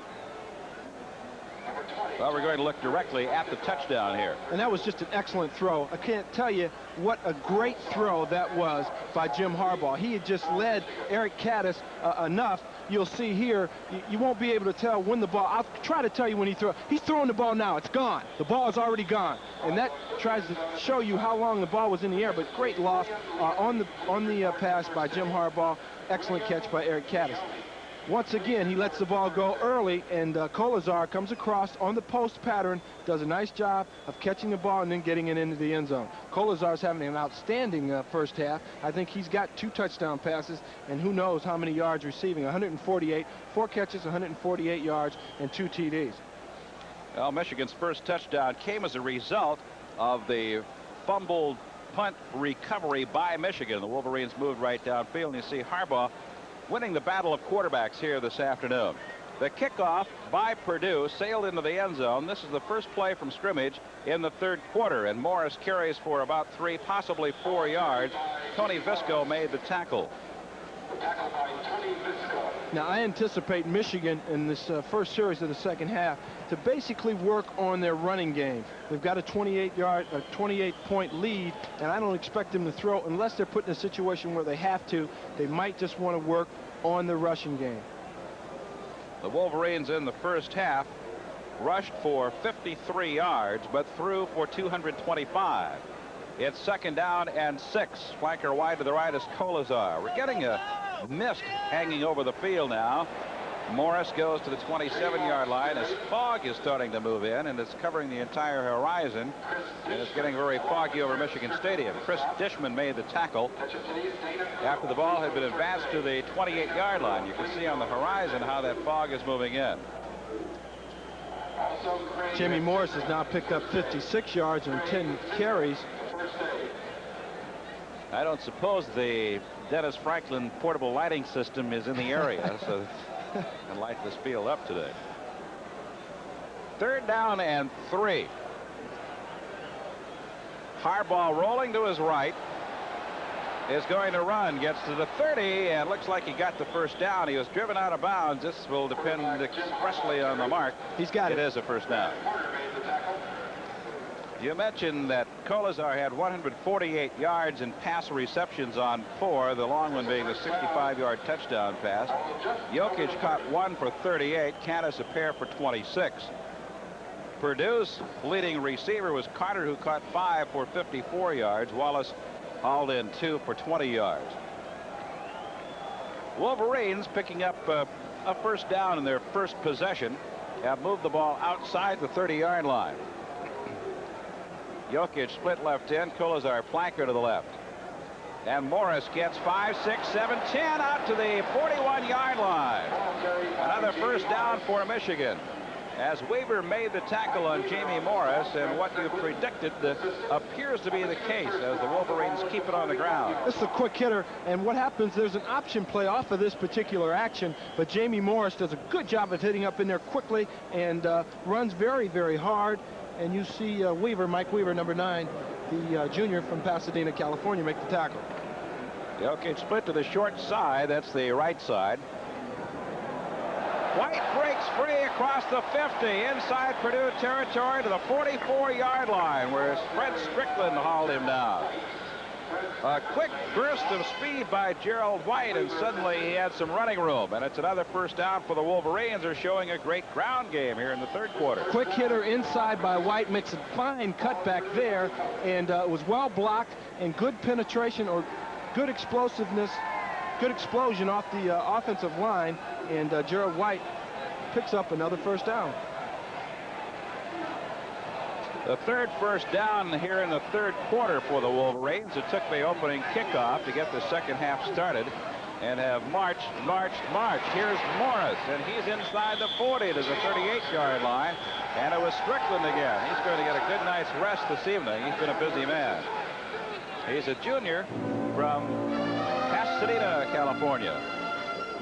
He'll undoubtedly be a viewer of the postseason play this year. Morris has carried 12 times, has accumulated 73 yards, his career high 179 against Indiana. Kolazar is wide to the left on 2nd and 4. And Jokic is split to the right. Wolverines can do just about anything they so choose now on 2nd and short, but there's some movement on the right side of the line. And it looked like it was John Elliott, rather, that started too quickly. And the Wolverines will be hit with a 5-yarder. So that slows the progress for the moment, anyway. And rather than the 2nd down and 4, Michigan will be taking a look at a 2nd and 9. And this perhaps will force Michigan into a pass, but, you know, we basically anticipated them to keep the football on the ground and just rush, at least in this beginning series, in the second half. But now with the penalty and facing 2nd and 9, I wouldn't be surprised if they try a pass. Jokic split to the right. That's the short side of the field. Kolazar is flanked to the left, the long side. 5 men up front for Purdue. Harbaugh straight back to throw, throws to the near side, and it's caught at the 35-yard line. A diving catch. I believe that's Jokic that made the reception at the 35, short of the first down by about a yard. It was not Jokic, it was Jeff Brown that made the reception. Mike Weaver made the tackle. Jeff Brown, the freshman, number 80 out of Shaker Heights, Ohio, comes on the crossing pattern. It was a low throw, but he did a nice job of getting down underneath the ball and making the reception. It will be short, though, Larry. It will put Michigan in a 3rd down and 1 situation. On 3rd down conversions, the Boilermakers and Wolverines in the first half each converted once. Not a very high percentage for either team. Kolazar needs a block. He's going to have to do it on his own, and does. He just plowed forward to the 32-yard line and got the first down, as Tom Wiltshire looks like provided the big key. It's a bad read here by Wilshire. He should have gone inside. You'll see great penetration at the top right there by 23, Kennedy Wilson. And instead of going outside, he should have cut inside. It would have made it a lot easier on him, but he picked it up anyway. Well, at the 32-yard line, where it's another first down for the Wolverines, who apparently have not let that 5-yard penalty stall this drive. Pitch back to Wiltshire, running to his right, finds a seam. He's at the 30, 35 on his feet, 20, and out of bounds he goes at the 19 or 18-yard line. Gerald White was out in front of him. Wiltshire following it beautifully, gets another first down for Michigan. Wiltshire this time, as you look at him on isolation, he'll do a nice job of running, cutting inside the block by number 22, Gerald White, and then cutting back outside and then running hard, breaking a couple tackles, and he picked up good yardage, enough for a first down for Michigan. Noticed on that last carry, perhaps he has done so before, but Wiltshire is wearing gloves. He is the only back or in wearing gloves here this afternoon. First and 10 for the Wolverines. This time it's Perryman. He's down to the 11-yard line. Strickland again on the tackle of Bob Perryman, the junior from Buzzards Bay, Massachusetts. And Wiltshire, who had been carrying the ball, this time plowed the path. It'll be second down, about 3 yards to go, a long 3, as you see Bo Schembechler on the near side. Wolverines' drive started at the 20-yard line, and they've overcome a 5-yard penalty to keep the drive alive. And this has been 10 plays already, Larry, the longest drive of the afternoon. Jokic split to the right, Kolazar wide to the left, Wiltshire cuts back against the grain to the 5, and he's down to the 4-yard line. Another first down for Michigan. Horner made the tackle, but too late for the first down to be saved, and we have a Purdue player down at the 13-yard line. It's Fred Strickland, number 48, the outstanding linebacker for Purdue, who's down, Larry. He is their leading tackler coming into this football game. This is only a sophomore out of Ringwood, New Jersey. They can ill afford, as we said before, to lose him. He's such a fine tackler. 9 minutes and 3 seconds remain in the third quarter. Michigan leading it by a score of 28-0. And the Wolverines are putting together an impressive drive. You'll see Vitale come around and make a good block there, number 67, and Wiltshire puts his head down and runs hard and picks up very good yardage on that particular play. I felt that he should have cut outside, but every time I tell him which way to go, he goes the other way and makes a first down or whatever anyway, so it doesn't matter. It's the 6th first down of this drive for Michigan. All have been accumulated in the rushing game. It'll be first and goal for Michigan at the 4-yard line. Perryman is into the ball game as the fullback. Wiltshire remains as the tailback. Kolazar is a wing to the right with a pair of tight ends.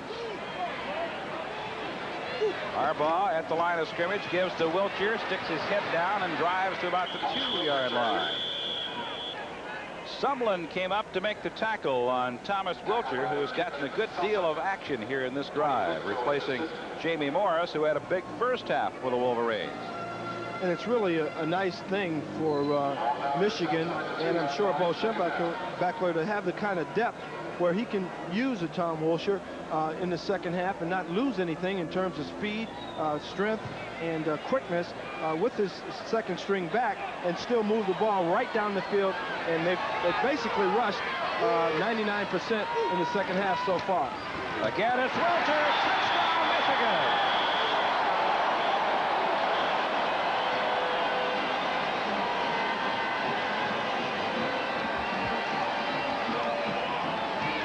Thomas Wiltshire, a junior from Detroit Central, ups the count to 34-0, an 80-yard Michigan touchdown drive. Just a nice run off tackle. It's well blocked. You can see there nobody even touches him until number 19, Chris Dishman, does, and it was too late for him because he was already at the goal line. Nice hard running and a very impressive running drive by Michigan on the opening series of the second half. Mike Gillette will try for the extra point. Robbins will spot the ball at the 10. The snap, the spot, the kick is good. And it is now 35-0. Michigan leading Purdue in what had been anticipated, a game that would provide some scoring, but on both sides of the scoreboard. Very true, Larry. We knew that the Michigan defense was a tough one because they came in here ranked #1 nationally against the score, averaging or giving up only 6.3 points per game, and second in total defense, giving up 263 yards. But we never would have imagined them shutting out Purdue, and they've done that so far. It probably would have been a very important thing for Purdue to shut down Michigan early in the third quarter after trailing 28-0. That didn't happen. They've got a real problem now. And I really think, Larry, and I've told you this before, that is the most important series in football. When you come out to start the second half, that first series is the one that sets the tone for the rest of the football game. And if Purdue, like you said, would have been able to stop Michigan, then it would give them an advantage to get back into this football game. But the way it went for Michigan, now they're in total control, and I anticipate them to just go ahead and continue to blow out Purdue in the second half. Wolverines needed a dozen plays to travel the 80 yards and score at the 8:04 mark of the third period to lead it by a score of 35-0. It was the first long, sustained Michigan drive of the afternoon.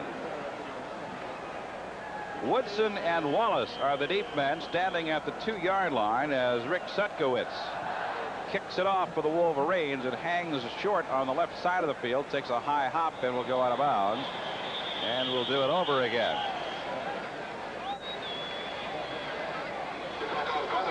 It's about the only thing that has gone wrong for the Wolverines this afternoon. Sutkowitz has kicked 2 kickoffs out of bounds, and Gillette missed a field goal in his first attempt, but everything else has been a big plus. Yep.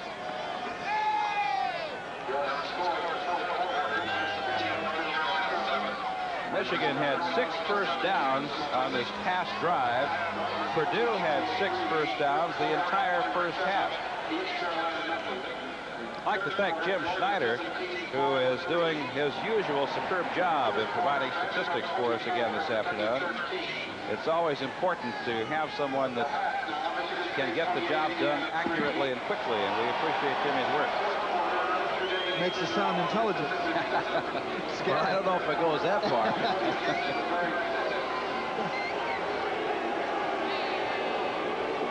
It's getting a little bit on the cool side as a little bit of a mist is falling now, and the temperature is dropping in Ann Arbor.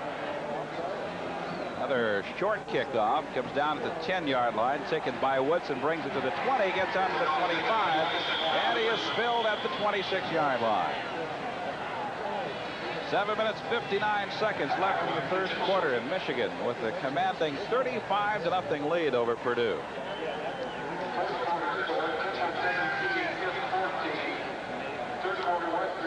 You look at Mr. Woodson catch the football, turns it right upfield, gets perhaps the best field position for Purdue so far this afternoon out to the 26-yard line.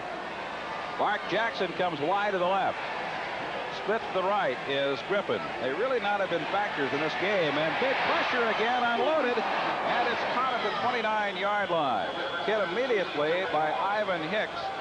Mike Mallory was there, and Wallace didn't go anyplace following the reception. And it'll be just short of the 30-yard line, a gain of 3. Second down and 7. You'll see here tremendous pressure by the defensive line. They've done it all the first half. Mike Hammerstein, they're coming in being double teamed, but it doesn't matter. On the following play, Everett drilled one into the midsection at the 32-yard line. And Akers made the tackle, but it was a quick gain out to the 32 is where it's spotted, and it'll be third down and 3. Larry, Purdue has decided to go to the 2-minute offense. They're going without a huddle, and Everett is just calling plays at the line of scrimmage. Caught by Wallace, a diving catch at the 35, but short of the first down by about a yard. Very poor play that time by Ray Wallace. He did not realize where he was on the football field Otherwise, he could have caught that ball and run for the first down. Instead, he figured that he had already gone beyond the first down marker, so he just cradled it and assumed that he had the first down, and he was short. Schrammmeyer will do the punting at the 22-yard line. Ernie Schrammmeyer gets it away, and it's a boomer. Campbell has to go all the way back to his 13-yard line. Runs parallel to the stripes. Needs a block to turn the corner. Doesn't get it. And he is filled at the 20-yard line. He got a couple of good blocks, but he didn't get to the so-called picket line. Came up a little short there, but he got a couple of great blocks by his fellow football players. Sure, he would have liked to have gotten to the line because he had plenty of running room.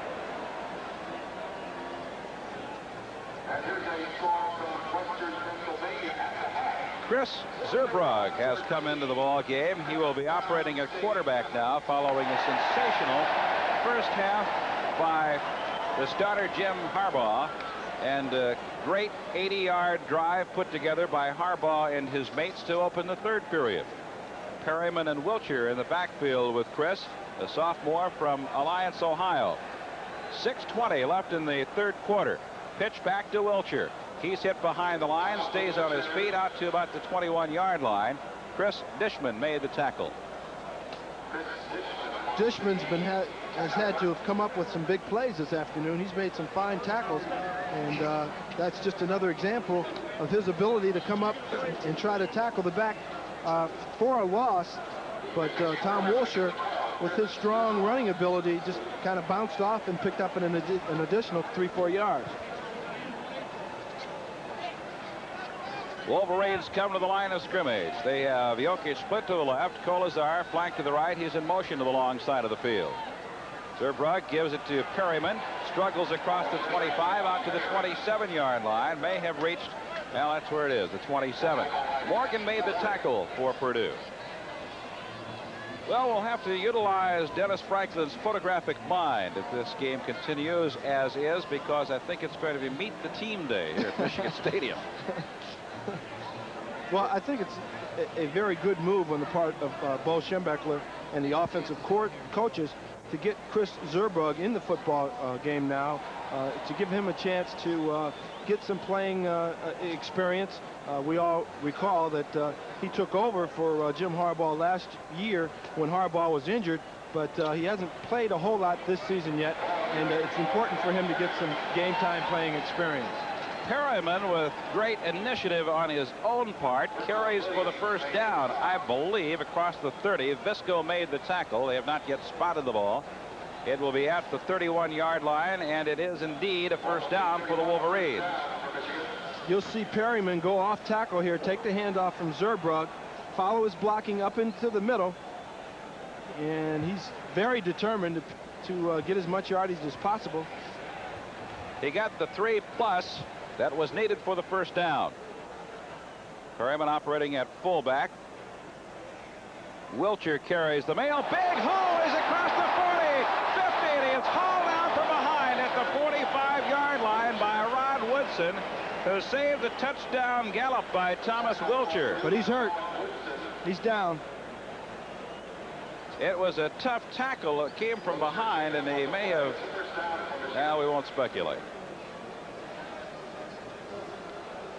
You could see as he was going down, the tackler kind of pulled him back, and I don't know what resulted in terms of the injury, but you can see there the explosiveness that this man possesses. He is very, very quick, and he just busted right through the line of scrimmage, and right here is where he gets hurt, on his ankle. It's either his ankle or his knee, but you could see where it was bent back by Rod Woodson, number 26. It was on the tackle where he was injured, and you see here he's about to grab his ankle or his knee. Just hope he's okay. Boy, a tough thing to happen for the young fellow who's been getting some real running time here this afternoon, has responded beautifully, and after a brilliant dash for a first down into the Purdue Boilermakers territory, is forced to leave the game as a result of the injury. They've spotted the ball at the 45-yard line. They're getting a little bit deeper into the backfield. Phil Webb is in now. He's a sophomore from Romeo. He is playing a tailback slot now. He's the third man to run out of that, fourth actually, with White alternating there this afternoon. On the keeper, Zerbrug inside the 40, and he is upended at the 39-yard line. Rod Woodson came up and made the tackle on the young sophomore quarterback. And it'll be second down and 3 yards to go for the first down. Chris Zerbrug on this particular play, Larry, is just a bit anxious, and it's understandable, but he does a good job of faking down and coming down the line of scrimmage to run the option. But if he waits right there on Jokic, number 84, to make the block, he's got a touchdown. Well, that all comes with playing time, and that's what he's getting here this afternoon. Colazar is flanked to the left. It's Perryman. He's got a seam. He's across the 35, down to the 33-yard line. Sumlin made the tackle on Bob Perryman.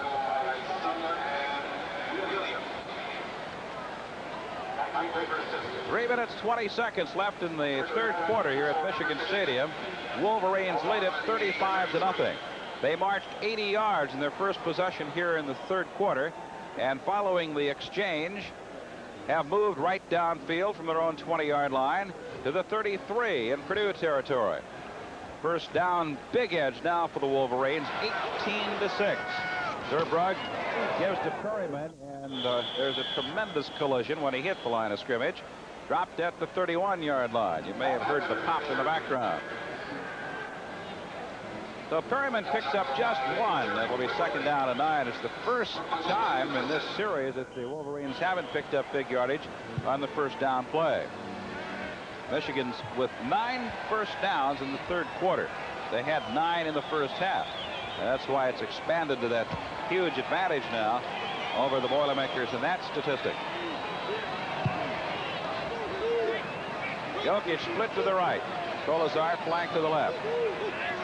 Zerbrug turns, makes the handoff, back to throw, going for Jokic, can't get it. A good defensive play made by Mike Weaver, who was downfield with Jokic. Tipped it away, Paul couldn't get to it, and you can see that Mike Weaver is very happy with what he has just done. Bit of a surprise by Michigan going for the pass play, but why not give Chris Zerbrug the same opportunity to complete a big pass? So they go for it, and you'll see here that I thought Jokic did a good job of turning into the defender and not allowing number 9, Mike Weaver, to come up with the interception. He was well covered. Weaver was complaining a little about it. He thought maybe there was offensive pass. Look out. Purdue may have recovered it.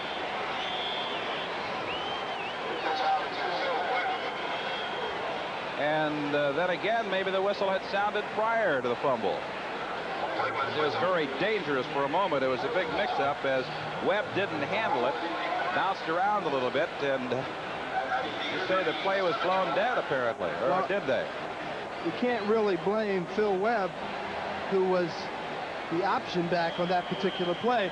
The mistake was really made by the quarterback, Zerbrug, who should never have pitched that ball because Webb was covered.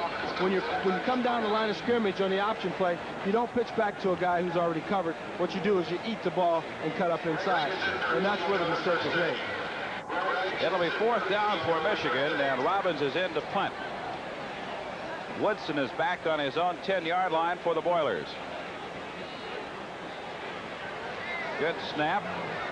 Robbins aiming for the far sideline, and it goes out of bounds on the far side, but at the 15-yard line.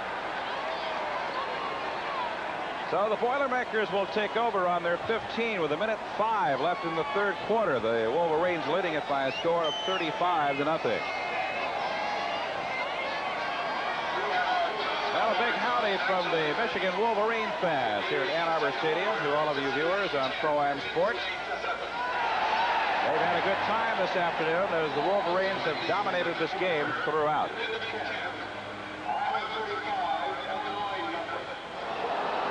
.65 seconds left in the third quarter as Purdue huddles back at the 5-yard line. Comes to the line of scrimmage with Steve Griffin coming wide to the left as a flanker. They have Jackson set as a split left end. Everett to quarterback. Back to throw.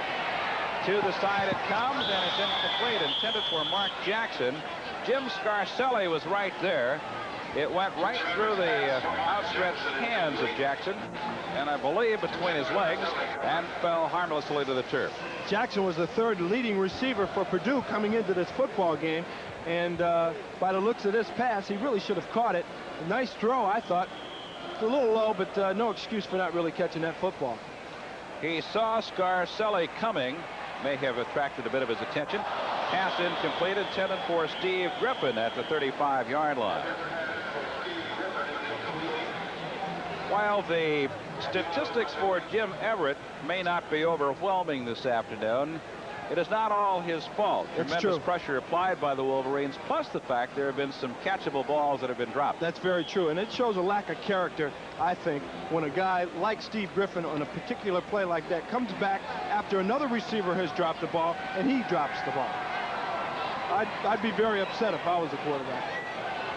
Jackson flanked wide to the left. Everett in trouble, fumbled the ball. It is picked up by Tyree, and he carries out to the 15-yard line. The left guard for the Purdue Boilermakers picked off the fumble, kept the possession for the Boilermakers, but only for a down. Well, Jim Everett can't really blame a whole lot of people but himself on this particular play. Once again, it was excellent pressure by Mesner, Mark Mesner, number 60. The ball is fumbled. Todd Tyree comes up with it, the freshman from Lafayette, Indiana, and he advances it a couple of yards.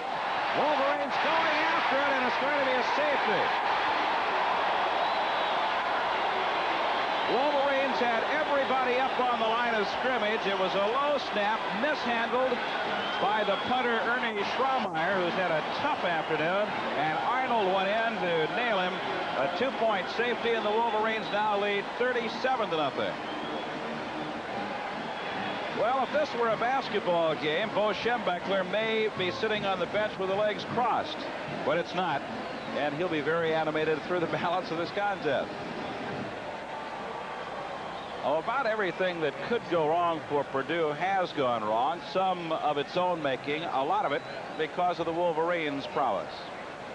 This is true. Their defense has just been outstanding, Larry, and they continue to get great penetration from their defensive linemen. Mark Mesner and Mike Hammerstein continually are in the backfield of Purdue, and when you've got players from the opposing team across that line of scrimmage and in your own backfield, you can't expect much success. Purdue will now have a free kick from the 20-yard line. Michigan sending Colazar and Morris back to the 20-yard line, and they're moving up about 5 yards. They'll have to be sort of directed by the coaching staff on exactly where to set themselves, because this is not something you see every day. It'll be punted by Schraummeyer, who's had a brutal afternoon. Big hop taken by Morris. Out of the 35-40, and down he goes at the 47-yard line. It looked for a moment as it opened up through the middle that they may have a chance to go another 20 or 30. Foster, however, made the tackle on Morris, and the Wolverines will have great field position to begin operations late in this third quarter. Morris gets a grilled true bounce here. I thought he made a mistake by not going up and handling it in the air, but he got the good bounce, made a great cut, and accelerated right up the middle and picked up good yardage for Michigan. There are only 7 seconds remaining in this third quarter. Morris is in at tailback. Higgins is a wide receiver to the right. Cochran in motion. Zerbrugg lost the ball, and I believe, well, it squirts away again, and Michigan may have recovered. Purdue had it for just a split second. It squirted away, and then was recovered by Michigan at the 45-yard line. A missed fire between the center and quarterback on the snap. The ball goes right through Zerbrugg's hands. You're taught as a quarterback that when you take that snap, you're supposed to put it into your third pocket, which is your stomach. You're supposed to bring the arms in close to your body so that if you mishandle a snap, the control from your stomach will allow you not to fumble it, and it will stay close enough to you that you don't fumble the ball. That time it got entirely away from Zerbrugg, and really Purdue should have picked up the fumble recovery. Tabagino recovered it for Michigan. The Wolverines still have possession. The third period has expired. It's 37-0 Michigan. We'll be back with the fourth quarter in just a moment on Pro-Am Sports. At Michigan Stadium, and it's getting very, very dark here in Ann Arbor. Zurbrugg back to throw. Looks long. He's throwing long. Campbell, it's overthrown at the 15-yard line. We're just talking while we're away at the break, and we must compliment our technical crew. As you look at the picture that you're seeing of this football game, it would not indicate that we have a very dark afternoon. We're still getting a very crisp, clean picture from our technical people. We appreciate that. If you were looking at it as we are looking at it, I'm telling you, it's dark. It's very dark. Well, take a look at that. That tells you a little something of what happened in the third quarter as Michigan continued to dominate the game. Zurbrugg throws to the far side, and it's caught beautifully by Eric Campbell, who spun to the turf at the 42, but it's another first down. They'll spot it at the 41-yard line, and the Wolverines keep it going. I wanted to comment on that last throw by Zurbrugg. He just didn't lay the ball out enough for Campbell to run up under it on the deep play. But on this particular play, he gunned it out to his fine wide receiver, Eric Campbell, the sophomore from Gary, Indiana. But, you know, as we look down on the field, Larry, it's probably very difficult for the receivers to see the ball that's so dark down there. It's like playing at dusk. There's no question about it. And before it's over, it might be like playing at night. First and 10 for the Wolverines. White going to the outside, breaks through, he's at the 30, and he is bulldogged down at the 25-yard line as Rob Woodson went up on his shoulders and cracked him down, but it is another first down, but there is a flag thrown, and it'll be a penalty against Michigan. Gerald White going off tackle right, gets a fine block from Vitale, his great guard, number 67, and then breaks the tackle, turns on the speed down the sideline, and Woodson had to come up with a good effort in order to stop Gerald White. It's an illegal use of the hands, a holding call against the Wolverines. Moves the ball back to the Michigan territory at the 49. 14:23 left to be played in this ball game. Michigan leads at 37-0. Campbell comes off the field. We'll check his replacement in just a moment. Johnson has come in. He's the wide receiver to the left for the Wolverines. Higgins is set as a slot left. Zurbrugg over the middle, and it is incomplete. A couple of guys had a shot at it. None could hold it. And it'll bring up second down. This copyrighted telecast is presented by the authority of the University of Michigan and is intended solely for the private non-commercial use of our past subscribers. Any use or reproduction of this broadcast without the express written consent of Pro-Am Sports is strictly prohibited. Eric Campbell has gone back into the ball game for the Wolverines. He'll be operating as a wide receiver when Michigan comes to the line of scrimmage with a 2nd and 20. Higgins stays in the ball game. He is a split right end, and Campbell is flanked to the left. Zurbrugg checks out a 5-man front with the 2 linebackers up tight. On the draw, hands off. Webb carries it to about the 30, make it the 44-yard line. Chris Dishman made the tackle.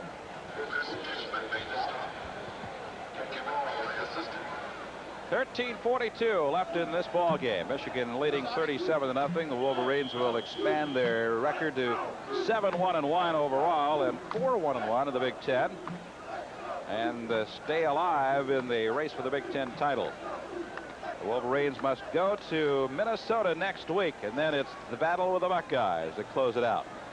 Bill Webb in the tailback spot now for Michigan. Fakes to Webb. Zurbrugg throws to the far sideline, and it's to the far side. A beautiful catch by Higgins. Out of bounds at the 15. Another first down for Michigan. Higgins showing a little acrobatic skills as he zoomed down to the far sideline, went up and grabbed it. Another first down for Michigan. And a great throw this time by Chris Zurbrugg. He comes back, looks off of his primary receiver, goes back to Ken Higgins, number 31, the junior from Battle Creek, Michigan. He threw the ball over Chris Dishman and before 26 Woodson, and it was an excellent throw, a gain of 40 yards on the pass play. And another first down at the 15-yard line. White carries to the outside. He's at the 10, and he is shoved out of bounds. Nope, he stays inbounds before, and it's at the 9-yard line. He hit the turf before going out of bounds. The clock continues to run. 12:55 left. Either that or the referees want to go home as badly as we do. A lot of the faithful are headed for the exits. I can guarantee you that. A lot of this crowd of 105,000 has headed on out to see if they can beat darkness. Johnson is into the ball game now for the Wolverines, and he comes wide to the left. He's a flanker with Higgins to split left end. It's second down and 3 for Michigan at the 9-yard line in Purdue territory. Wolverines again knocking on the door. White cuts back. He's in the 5. He is stopped at the 2, but a flag is down. Gerald White showing some fine running up the middle, but we'll have a holding call against Michigan, and that'll cost them the game. Plus, they'll tack on the penalty yardage and make it a little bit tougher as they try to increase this 37-0 lead.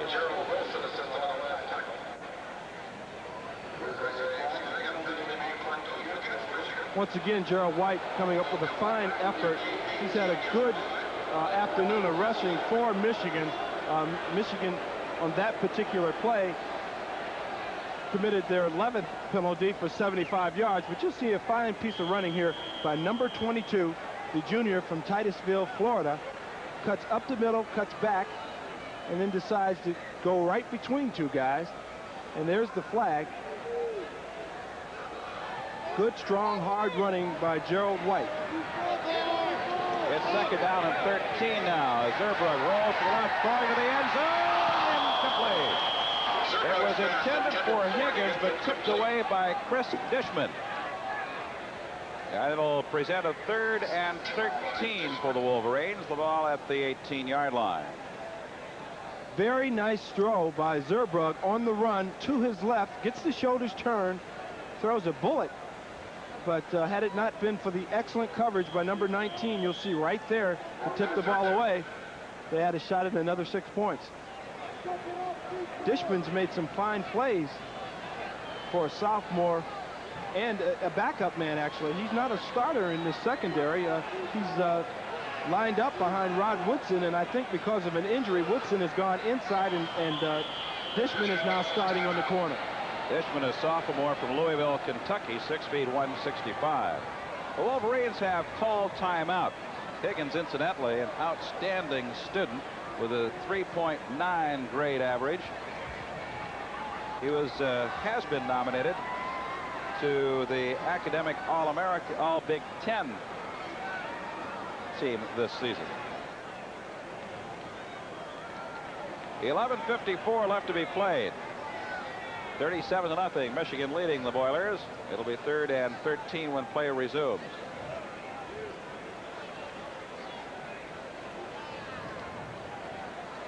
Clay Miller has come out of the ball game on the offensive front line for the Wolverines.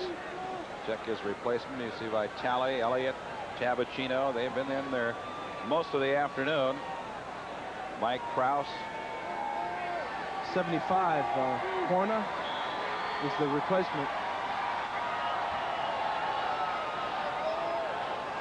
3rd down 13 from the 18-yard line. Zerbrug has Higgins split to the right. He's back to throw. Looks, throws to the far side, and it's almost intercepted. It was intended for Jeff Brown, but almost picked off. That'll bring up 4th and 13, and Mike Gillette comes into the ball game. Wolverines will try for points number 38, 9, and 40. As you can see, the weather has deteriorated here, but you and I both know and have been involved in weather much worse than this on an early November afternoon. Thank you. Here's the kick, a 36-yard attempt, and it's good. Now, Mike Gillette, who missed an earlier attempt today, drills this one through, and Michigan has moved in front now by 40. 40-0. Michigan leading the Purdue Boilermakers with 11:45 left in the final quarter. Well, Chris Zerbrugg, who has come on in relief of Jim Harbaugh, who had a great first half and a fine start of the third quarter, has himself had a very fine afternoon. That's right, Larry. He's moved the team very effectively. He's got them in for, I think this is their second scoring drive, maybe just their first. But he has moved the football effectively, and that's very important for Michigan to show some depth at the quarterback position. Michigan's kickoff team still on the near sideline. Purdue has been deployed in anticipation of this kickoff. The 11:45 remain to be played. The Michigan Wolverines have 2 shutouts for their credit this season, blanking Maryland at 20-0 and Michigan State 31-0. And they have shut out Purdue thus far 40-0. It's an incredible statistic in that the Wolverines have allowed just 2 touchdowns this year. All season. It's amazing. Rick Sutkowitz prepares to kick off. He's been getting a lot of work in this category this afternoon. And you know what's even more amazing is the fact that they've only allowed 2 touchdowns, but yet they've lost a game and they tied a game. Now that is unbelievable. Yeah. Woodson and Wallace are the deep men as Sutkowitz gets ready to kick with 11:45 left in the game. Long to the end zone, out of the end zone, and it'll be brought out to the 20-yard line.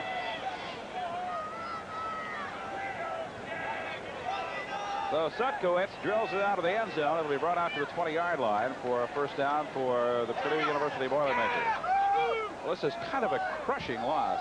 Kind of probably is an understatement for the Purdue Boilermakers in that they came in here expecting to be very much in this game, obviously in an underdog's role, but it's got to put a pretty good crunch on their expectations as they must face Iowa next. Doug Downing has come in as the quarterback. He's a sophomore from Lafayette, Indiana. He'll be running the team now for Purdue. The pitch going back to Medlock. He's hemmed in and he's dropped for a loss back at the 15-yard line. And here's another thing. If you want to throw out a few more roses, this Michigan defensive unit has dominated all afternoon. They're still in there banging bodies and putting the heat on. That's true. They haven't given up. But we might say something quite positive about Jim Everett, even though he's had a very, very difficult and rough afternoon.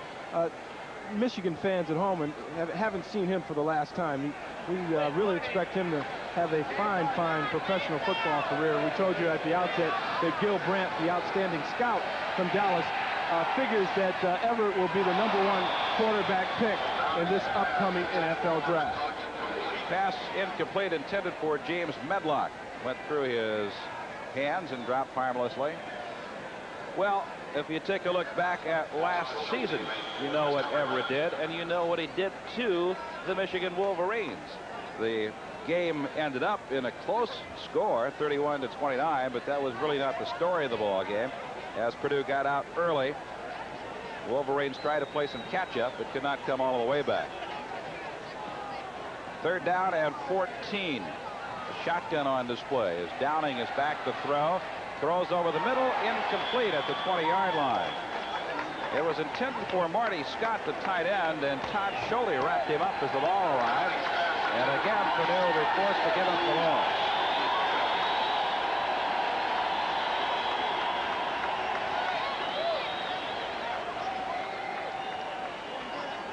It has been a disappointing afternoon for these men on the far side, the Purdue coaching staff.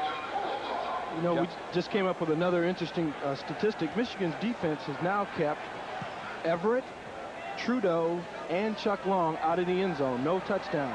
This is Kolazar on his own as Michigan had everybody up on the line of scrimmage.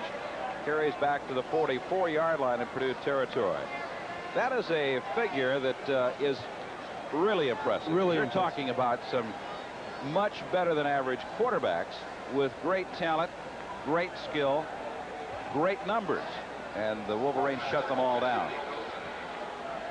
Phil Webb is into the ball game now as Zerbrug continues at quarterback. Higgins and Campbell are also in. The rain is really starting to come down now, and that will send a few more of the faithful to the exits.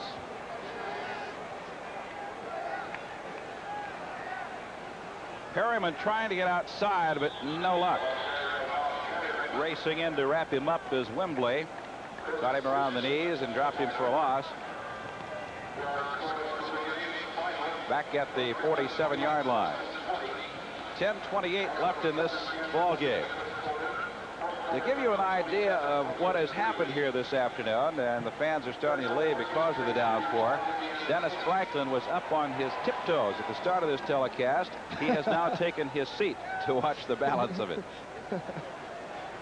Zerbrug on the draw, and Webb carries to about the 46-yard line. Phil Webb, the sophomore from Romeo, Michigan. There is another plus in this, in that with everybody leaving earlier, we may be able to just drive right on out of here. That would be nice. That's the biggest plus of all, maybe. Eric Campbell has gone into the ball game for the Wolverines. He is sent wide to the left as the wide receiver, and Higgins goes to the right as a split right end. That's the short side of the field. Webb and Perryman, the setbacks behind Zerbrug, who retreats to throw. Throws over the middle, and it's incomplete. Intended for Eric Campbell around the 35-yard line, but thrown low, and there's a flag down. The flag may come as a result of a late hit on Zerbrug, but Eric Campbell was... To check that Higgins was wide open, I thought, on that particular play. That was Campbell, wasn't it? Yeah, just a poorly thrown pass. Yeah, it was Campbell who was the intended receiver. I thought it was Campbell. Eric Campbell was wide open, and the ball was just simply thrown short. As you see there, number 5, Eric Campbell, was wide open, and Zerbrug came up with a short pass. The penalty moves it downfield and will give the Wolverines a first down at the Purdue 31-yard line.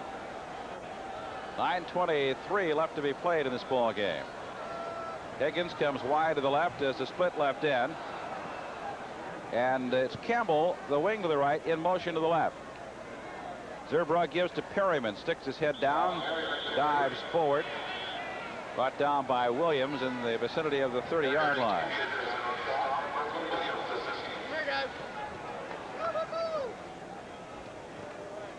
Michigan has 12 first downs in the second half. 8 of those came in the third quarter. Purdue has not recorded a first down this half. You can see here where the Purdue players and Ken Higgins there kind of go at it. Number 26, Woodson, Rod Woodson, a bit upset. Zerbrug pitches back to Webb, turns inside, is at the 25, and it's dropped at the 24-yard line. The Wolverines lived on the aerial game in the opening half. They have shown a very impressive ground attack here in the second half. The first touchdown in the third quarter, an 80-yard march, all but I believe one play. Right. On the ground. On the ground. Campbell's back into the ball game for Michigan. He replaces Johnson as the wide receiver. I'm sorry, Larry. Give you an idea of how Michigan has dominated the second half. They've had 35 plays to just 10 plays for Purdue in the second half. It's a great testimony to the vaunted Michigan defensive unit. It would have been very easy to kind of rest on the laurels of the first half, but they have not let up one bit in intensity. These fans don't let up either, because Michigan is faced with a 4th and 1, leading 40-0, and they actually want Michigan to go for it on 4th down. And they will. And they will. Johnson has gone into the ball game, replacing Campbell. The ball is at the 22.5-yard line. Johnson comes wide to the left. Zerbrug turns, gives to Webb. He's got the first down to the 20-yard line. Well, it's probably better that they do that. If you go kick 3 more up there, that's kind of rubbing salt into the wound, too. It's one of those decisions that has to be made. Sometimes it's a difficult one. Sometimes it is not. I doubt that this was a difficult one.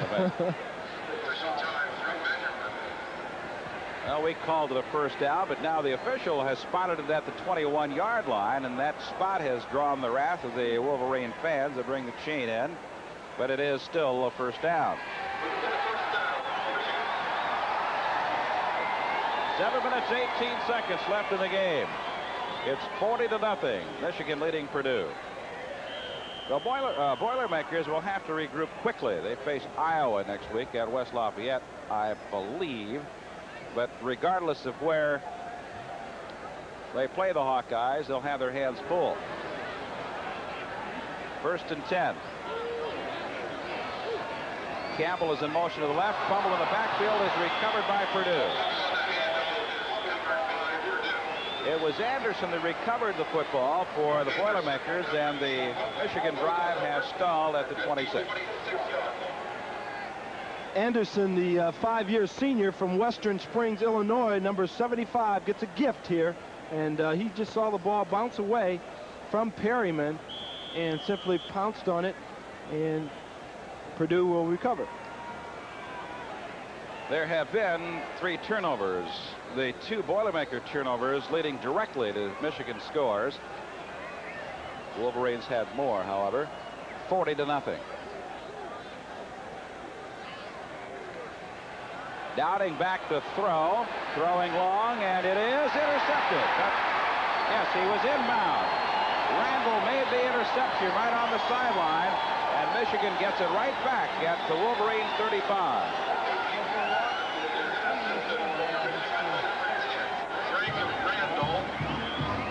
You'll see here as Doug Downing, the replacement quarterback for Jim Everett, goes deep and he lets it fly, but Michigan was in a prevent coverage, and number 10, Greg Randall, the senior out of Chagrin Falls, Ohio, comes up with an excellent interception. Larry keeps his feet in bounds, and was a very impressive play for him. He is a senior, having played behind Brad Cochran most of his career here at Michigan. It's a big opportunity for him to be able to say he's accomplished some things in the Michigan secondary. Indeed it is. The Wolverines have the ball back now at their own 35. We still have 6:47 left. This is Webb. He's got a hole. Breaks into the 3. The race is on. He's at the 30, the 20. He's going all the way. Touchdown, Michigan.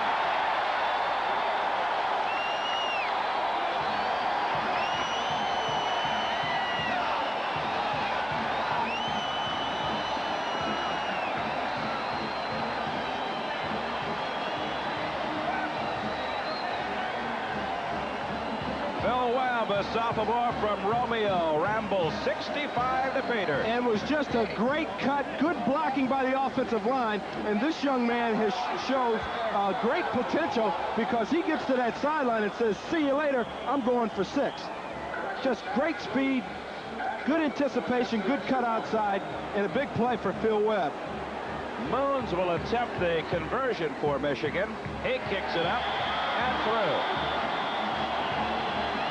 The Wolverines now lead 47-0 with 6:36 left in the ball game. Now the pass interception by Randall, followed quickly by the sophomore's gallop for 65, Phil Webb. Here you'll see Phil Webb make the cut. You see the good blocking inside, and Webb cuts to the outside, outruns number 23, Kennedy Wilson there, and once he turns on the afterburners, there was nobody to stop him, and he comes up with a big play for Michigan. 65 yards, if I'm not mistaken, on the run. Certainly and clearly the longest run from scrimmage for a touchdown for Michigan thus far this season. 6 minutes, 36 seconds left to be played in this game. The Wolverines lead it 47-0. And we'll send a few more folks to the exits. We might be here by ourselves. Well, it's been a long day. This fella's had a lot of action receiving kickoffs today. Rob Woodson. Rick Sutkowitz teeing it up once again on the 40-yard line.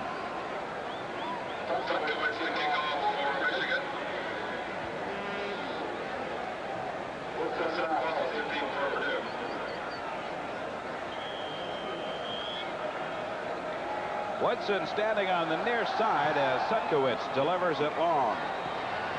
This will go to the end zone, taken there by Woodson and downed, and will be brought out to the 20-yard line.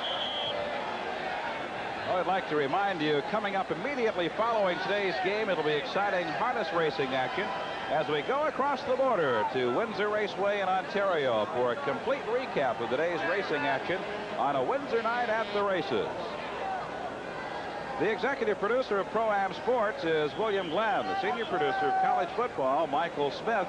Today's game was produced by Jerry Hausfeld and directed by Jerry Hausfeld. Our associate producers were Jim Howley and Michael Andro. Our production coordinator, Christine Accavetti. And a special thanks to everybody involved in the production crew working on today's telecast. They've been working with less than ideal weather conditions, lighting particularly, and we feel that they've given you a very fine picture, and we appreciate their efforts. Very well said, Mr. Osterman. Dennis, as you look ahead to next week for Michigan playing at Minnesota, there, of course, we don't have the report on what has happened in the injury column, who's banged up, who may miss, who may return, that sort of thing. But this has got to give the Wolverines a bit of a boost in that their offense has been sort of sputtering throughout the season. It's been the one area, perhaps, that's incomplete, intended on the far side for Armentos.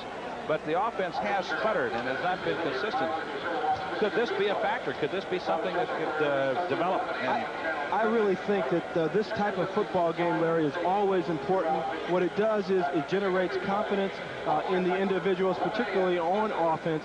But it really comes down to whether or not, when Michigan goes into these two big games, their final 2 weeks, the offensive pattern. If they get into a pattern where they're not throwing the football, I think they're asking for trouble. They've got to be aggressive, stay aggressive, and take chances in the big football game in order for this kind of result to happen. In other words, what you're really saying is less conservatism, more aggressive. In the big games. In the big game. Well, the Wolverines are forcing the freshman Ernie Schrammmeyer to punt again, and again they've got everybody up on the line of scrimmage. Johnson is back on the Wolverine 42. Gets a good snap and gets this one away. Johnson's a flyer. He's at the 42. Up the middle, 50. Still on his feet. Down at the 45-yard line. So Michigan has it back again with 6 minutes, 8 seconds remaining. Michigan shooting for its third shutout of the season. If it comes about, they will have reduced their per game average of points allowed to 5 2/3. That's 51 points in 9 games, and that, sports fans, is good. Very good. Zerbrugge gives off to his fullback Webb, who went into the middle, and he got to about the 41-yard line. I beg your pardon, Webb is out of there now. And we have met Mr. Holloway.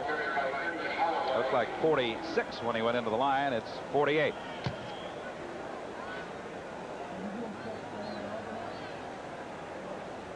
A gain of 4. It'll be 2nd down and 6. Holloway is a sophomore out of Detroit, Michigan. DePore is high, and he's getting an opportunity to show some of his stuff.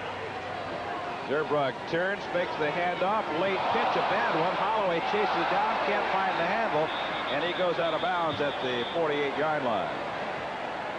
He had it, then dropped it. And then it was too late to move the ball forward. Lesnar was over there defending. He's in isolation on Ernie Holloway, but that ball was really pitched in front of him. He really didn't have a chance to catch it, Larry. But he does a nice job of following it and picking it up, avoiding the loss on the fumble. Possession remains the same. The down has gone to 3, and the Wolverines have 13 yards to travel to pick up a first down. Zerbrugge back to throw. Looking downfield, is going long, intended for Higgins, but overthrown at the 17-yard line. So that'll bring up 4th down, and one of the least recognized men here this afternoon will show his uniform number on the field. It's Monty Robbins. Well, about all he has done this afternoon is hold for extra points. But in the punting department, he hasn't done much. He hasn't had the need. Only 3 times. This will be the 4th punt of the day for Monty Robbins. Wolverines just haven't had the kick. I don't think you'll hear him complain. No, not at all. Here's the boot. Griffin and Woodson are the deep man. It goes to the far side. That's taken by Griffin. He's at the 10, up the sidelines, and out of bounds he goes. And around the 17 or 18-yard line. We'll see when they mark it. Well, they say he stepped out of bounds at the 23, but there is a flag down, and it's going to be a clipping call against Purdue. 5 minutes, 9 seconds left in what has turned into a marathon here at Michigan Stadium this afternoon, with the Wolverines putting a lot of points on the board. 47 of them. I don't think I've ever been here at Michigan Stadium with so much time left in a game with so few people in the stands. It is rather sparsely populated, isn't it? Yes.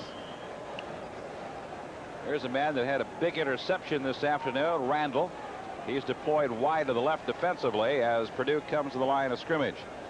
And we have still another quarterback now. This is Huber operating for Purdue. They get it to about the 10-yard line, and that's it. McIntyre made the tackle. And you're probably hearing a few names this afternoon that you have not heard earlier this season. Or probably will not hear for the rest of the season either. Well, in view of the fact that it's Minnesota and Ohio State looming on the horizon, you may be right. 2nd down and 8 yards to go for the Boilers. Hayes comes wide to the right. Back to throw out into the flat. Caught by Grant. Dropped it. There have been a lot of passes that have been catchable passes this afternoon that the receivers for Purdue have not been able to hang on to. Tony Grant, number 21, fine fullback from Jeffersonville, Indiana. Sophomore coming out of the backfield there, number 21, drops the ball, and you can see how frustrated he will be with those gloves on. It's hard to tell whether or not he could really feel the football. And it's really not that cold here. You don't wonder about those decisions, but there's somebody else to make. They had him trapped for a moment. There's a flag down, however. Huber ran it out of danger, but there's a flag down. And it's going to be a holding against Purdue.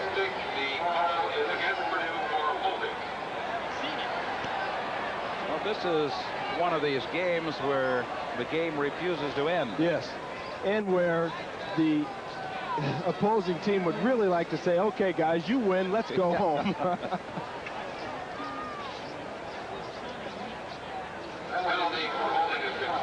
The penalty has been declined to keep the down box turning. It brings up 4th down and punting situation for Purdue. And this time it'll be Johnson to go back to field the punt for the Wolverines, and Ernie Schrammmeyer will do the punting from his own 3. Rushes on again. He gets this one away. Johnson takes it at the 49-yard line. And a skidding catch. And it'll be a 1st down for the Wolverines with 4 minutes, 5 seconds left in this one.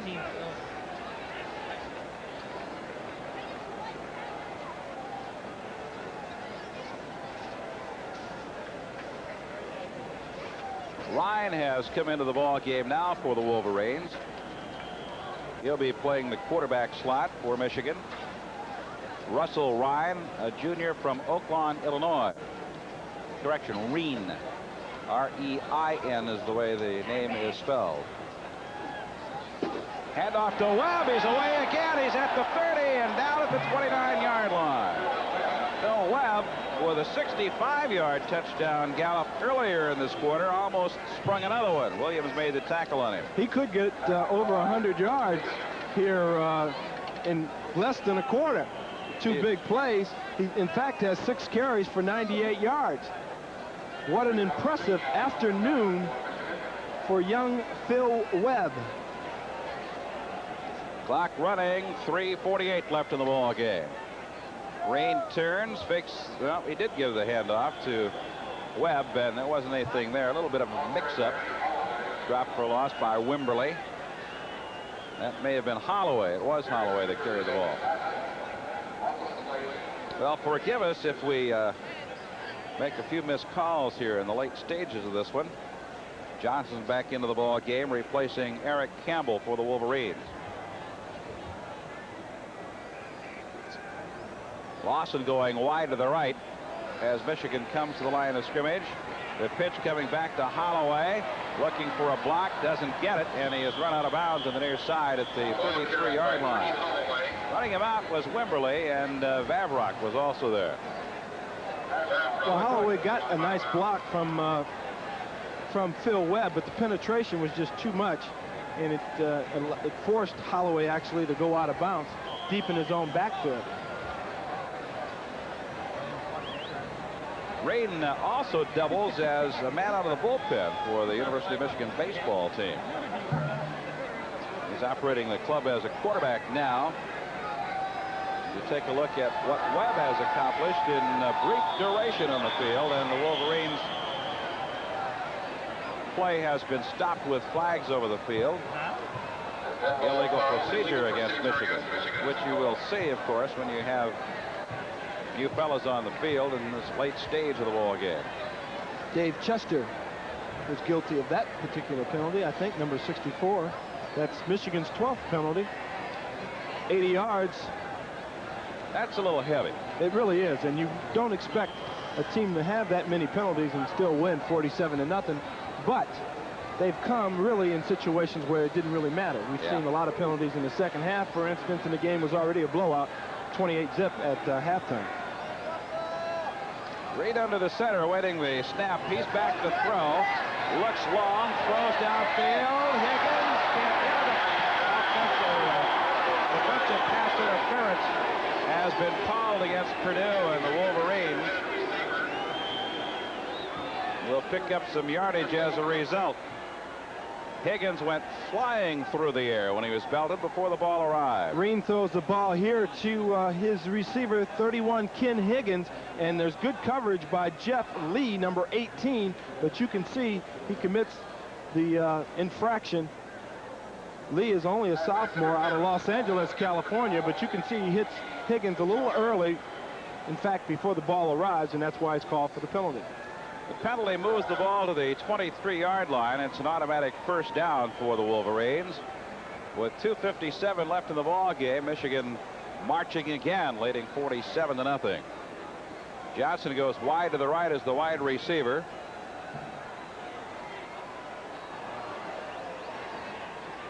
The handoff to Webb, who spins inside the 20 to about the 19-yard line.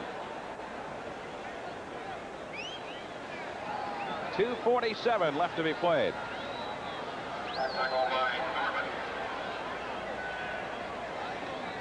Webb has now hit the century mark, 100 yards in the fourth quarter. Bill Webb, a sophomore from Romeo. There he is. Remember this afternoon, won't he? He certainly will. A lot of other people will remember it too, because I'm sure they'll like to forget it. Campbell goes wide to the right. Rain gives the Webb again. Eludes a tackler, cuts back, and he is upended at the 17-yard line. Tackle made by Lee for Purdue. Well, Webb getting a workout here in the final quarter of this Big Ten Conference game.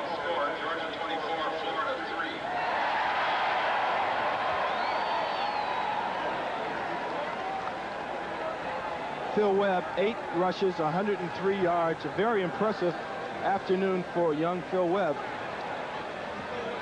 Johnson goes wide to the right. Third down and 5. This is Holloway. Cuts back beautifully across the 15. Very close to a first down around the 13-yard line. They'll spot it at the 13, and that is going to be very close enough for a measurement. From here, it looks like it may be enough for a first down.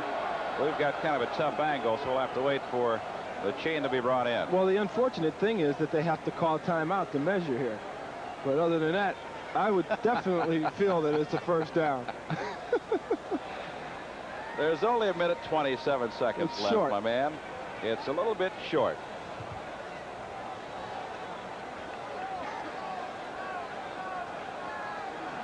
Giovanni Johnson has gone back into the ball game. He's a senior from Detroit Northern. And Eric Campbell, a sophomore from Gary Roosevelt, has checked out as the wide receiver for Michigan. It'll be 4th down and inches for the first down at the 13-yard line in Purdue territory.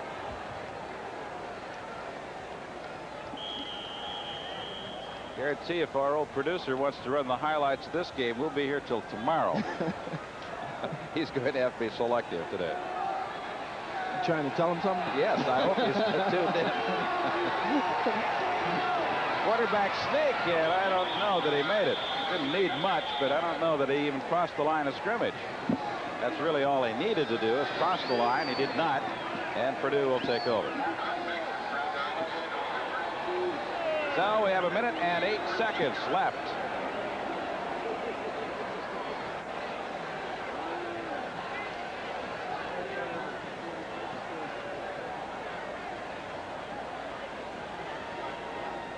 Michigan 47, Purdue nothing. And these are some of the folks who helped make this one possible this afternoon. And again, we must give a lot of credit to the technical people who made the picture look good on a very, very dark afternoon.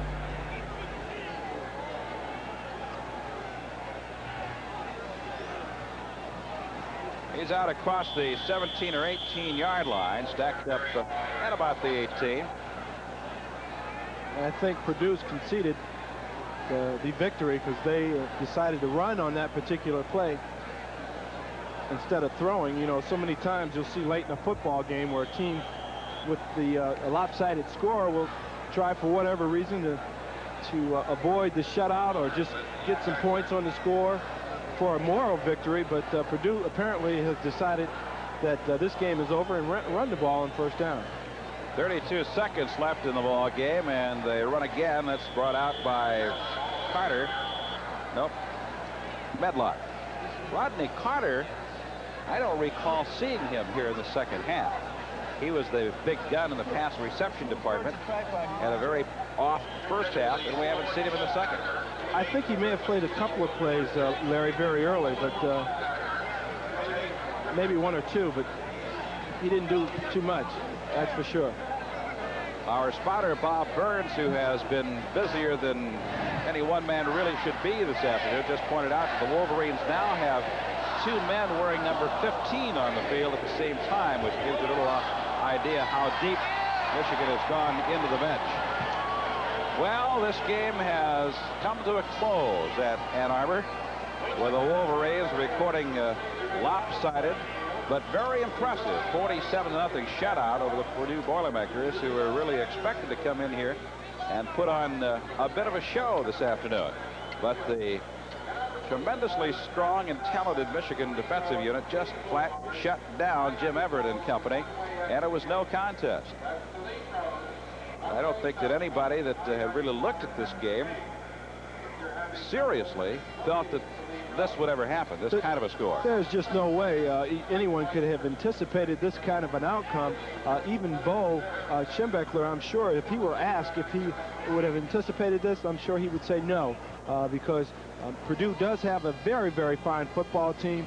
We told you that they were first in the country in total offense coming in. We knew that they were a little suspect on defense, but we expected a much closer football game, but it just didn't happen. Well, we have a final score. It's Michigan 47, Purdue nothing. We'll be back with a wrap-up in just a moment. You're watching Pro-Am Sports.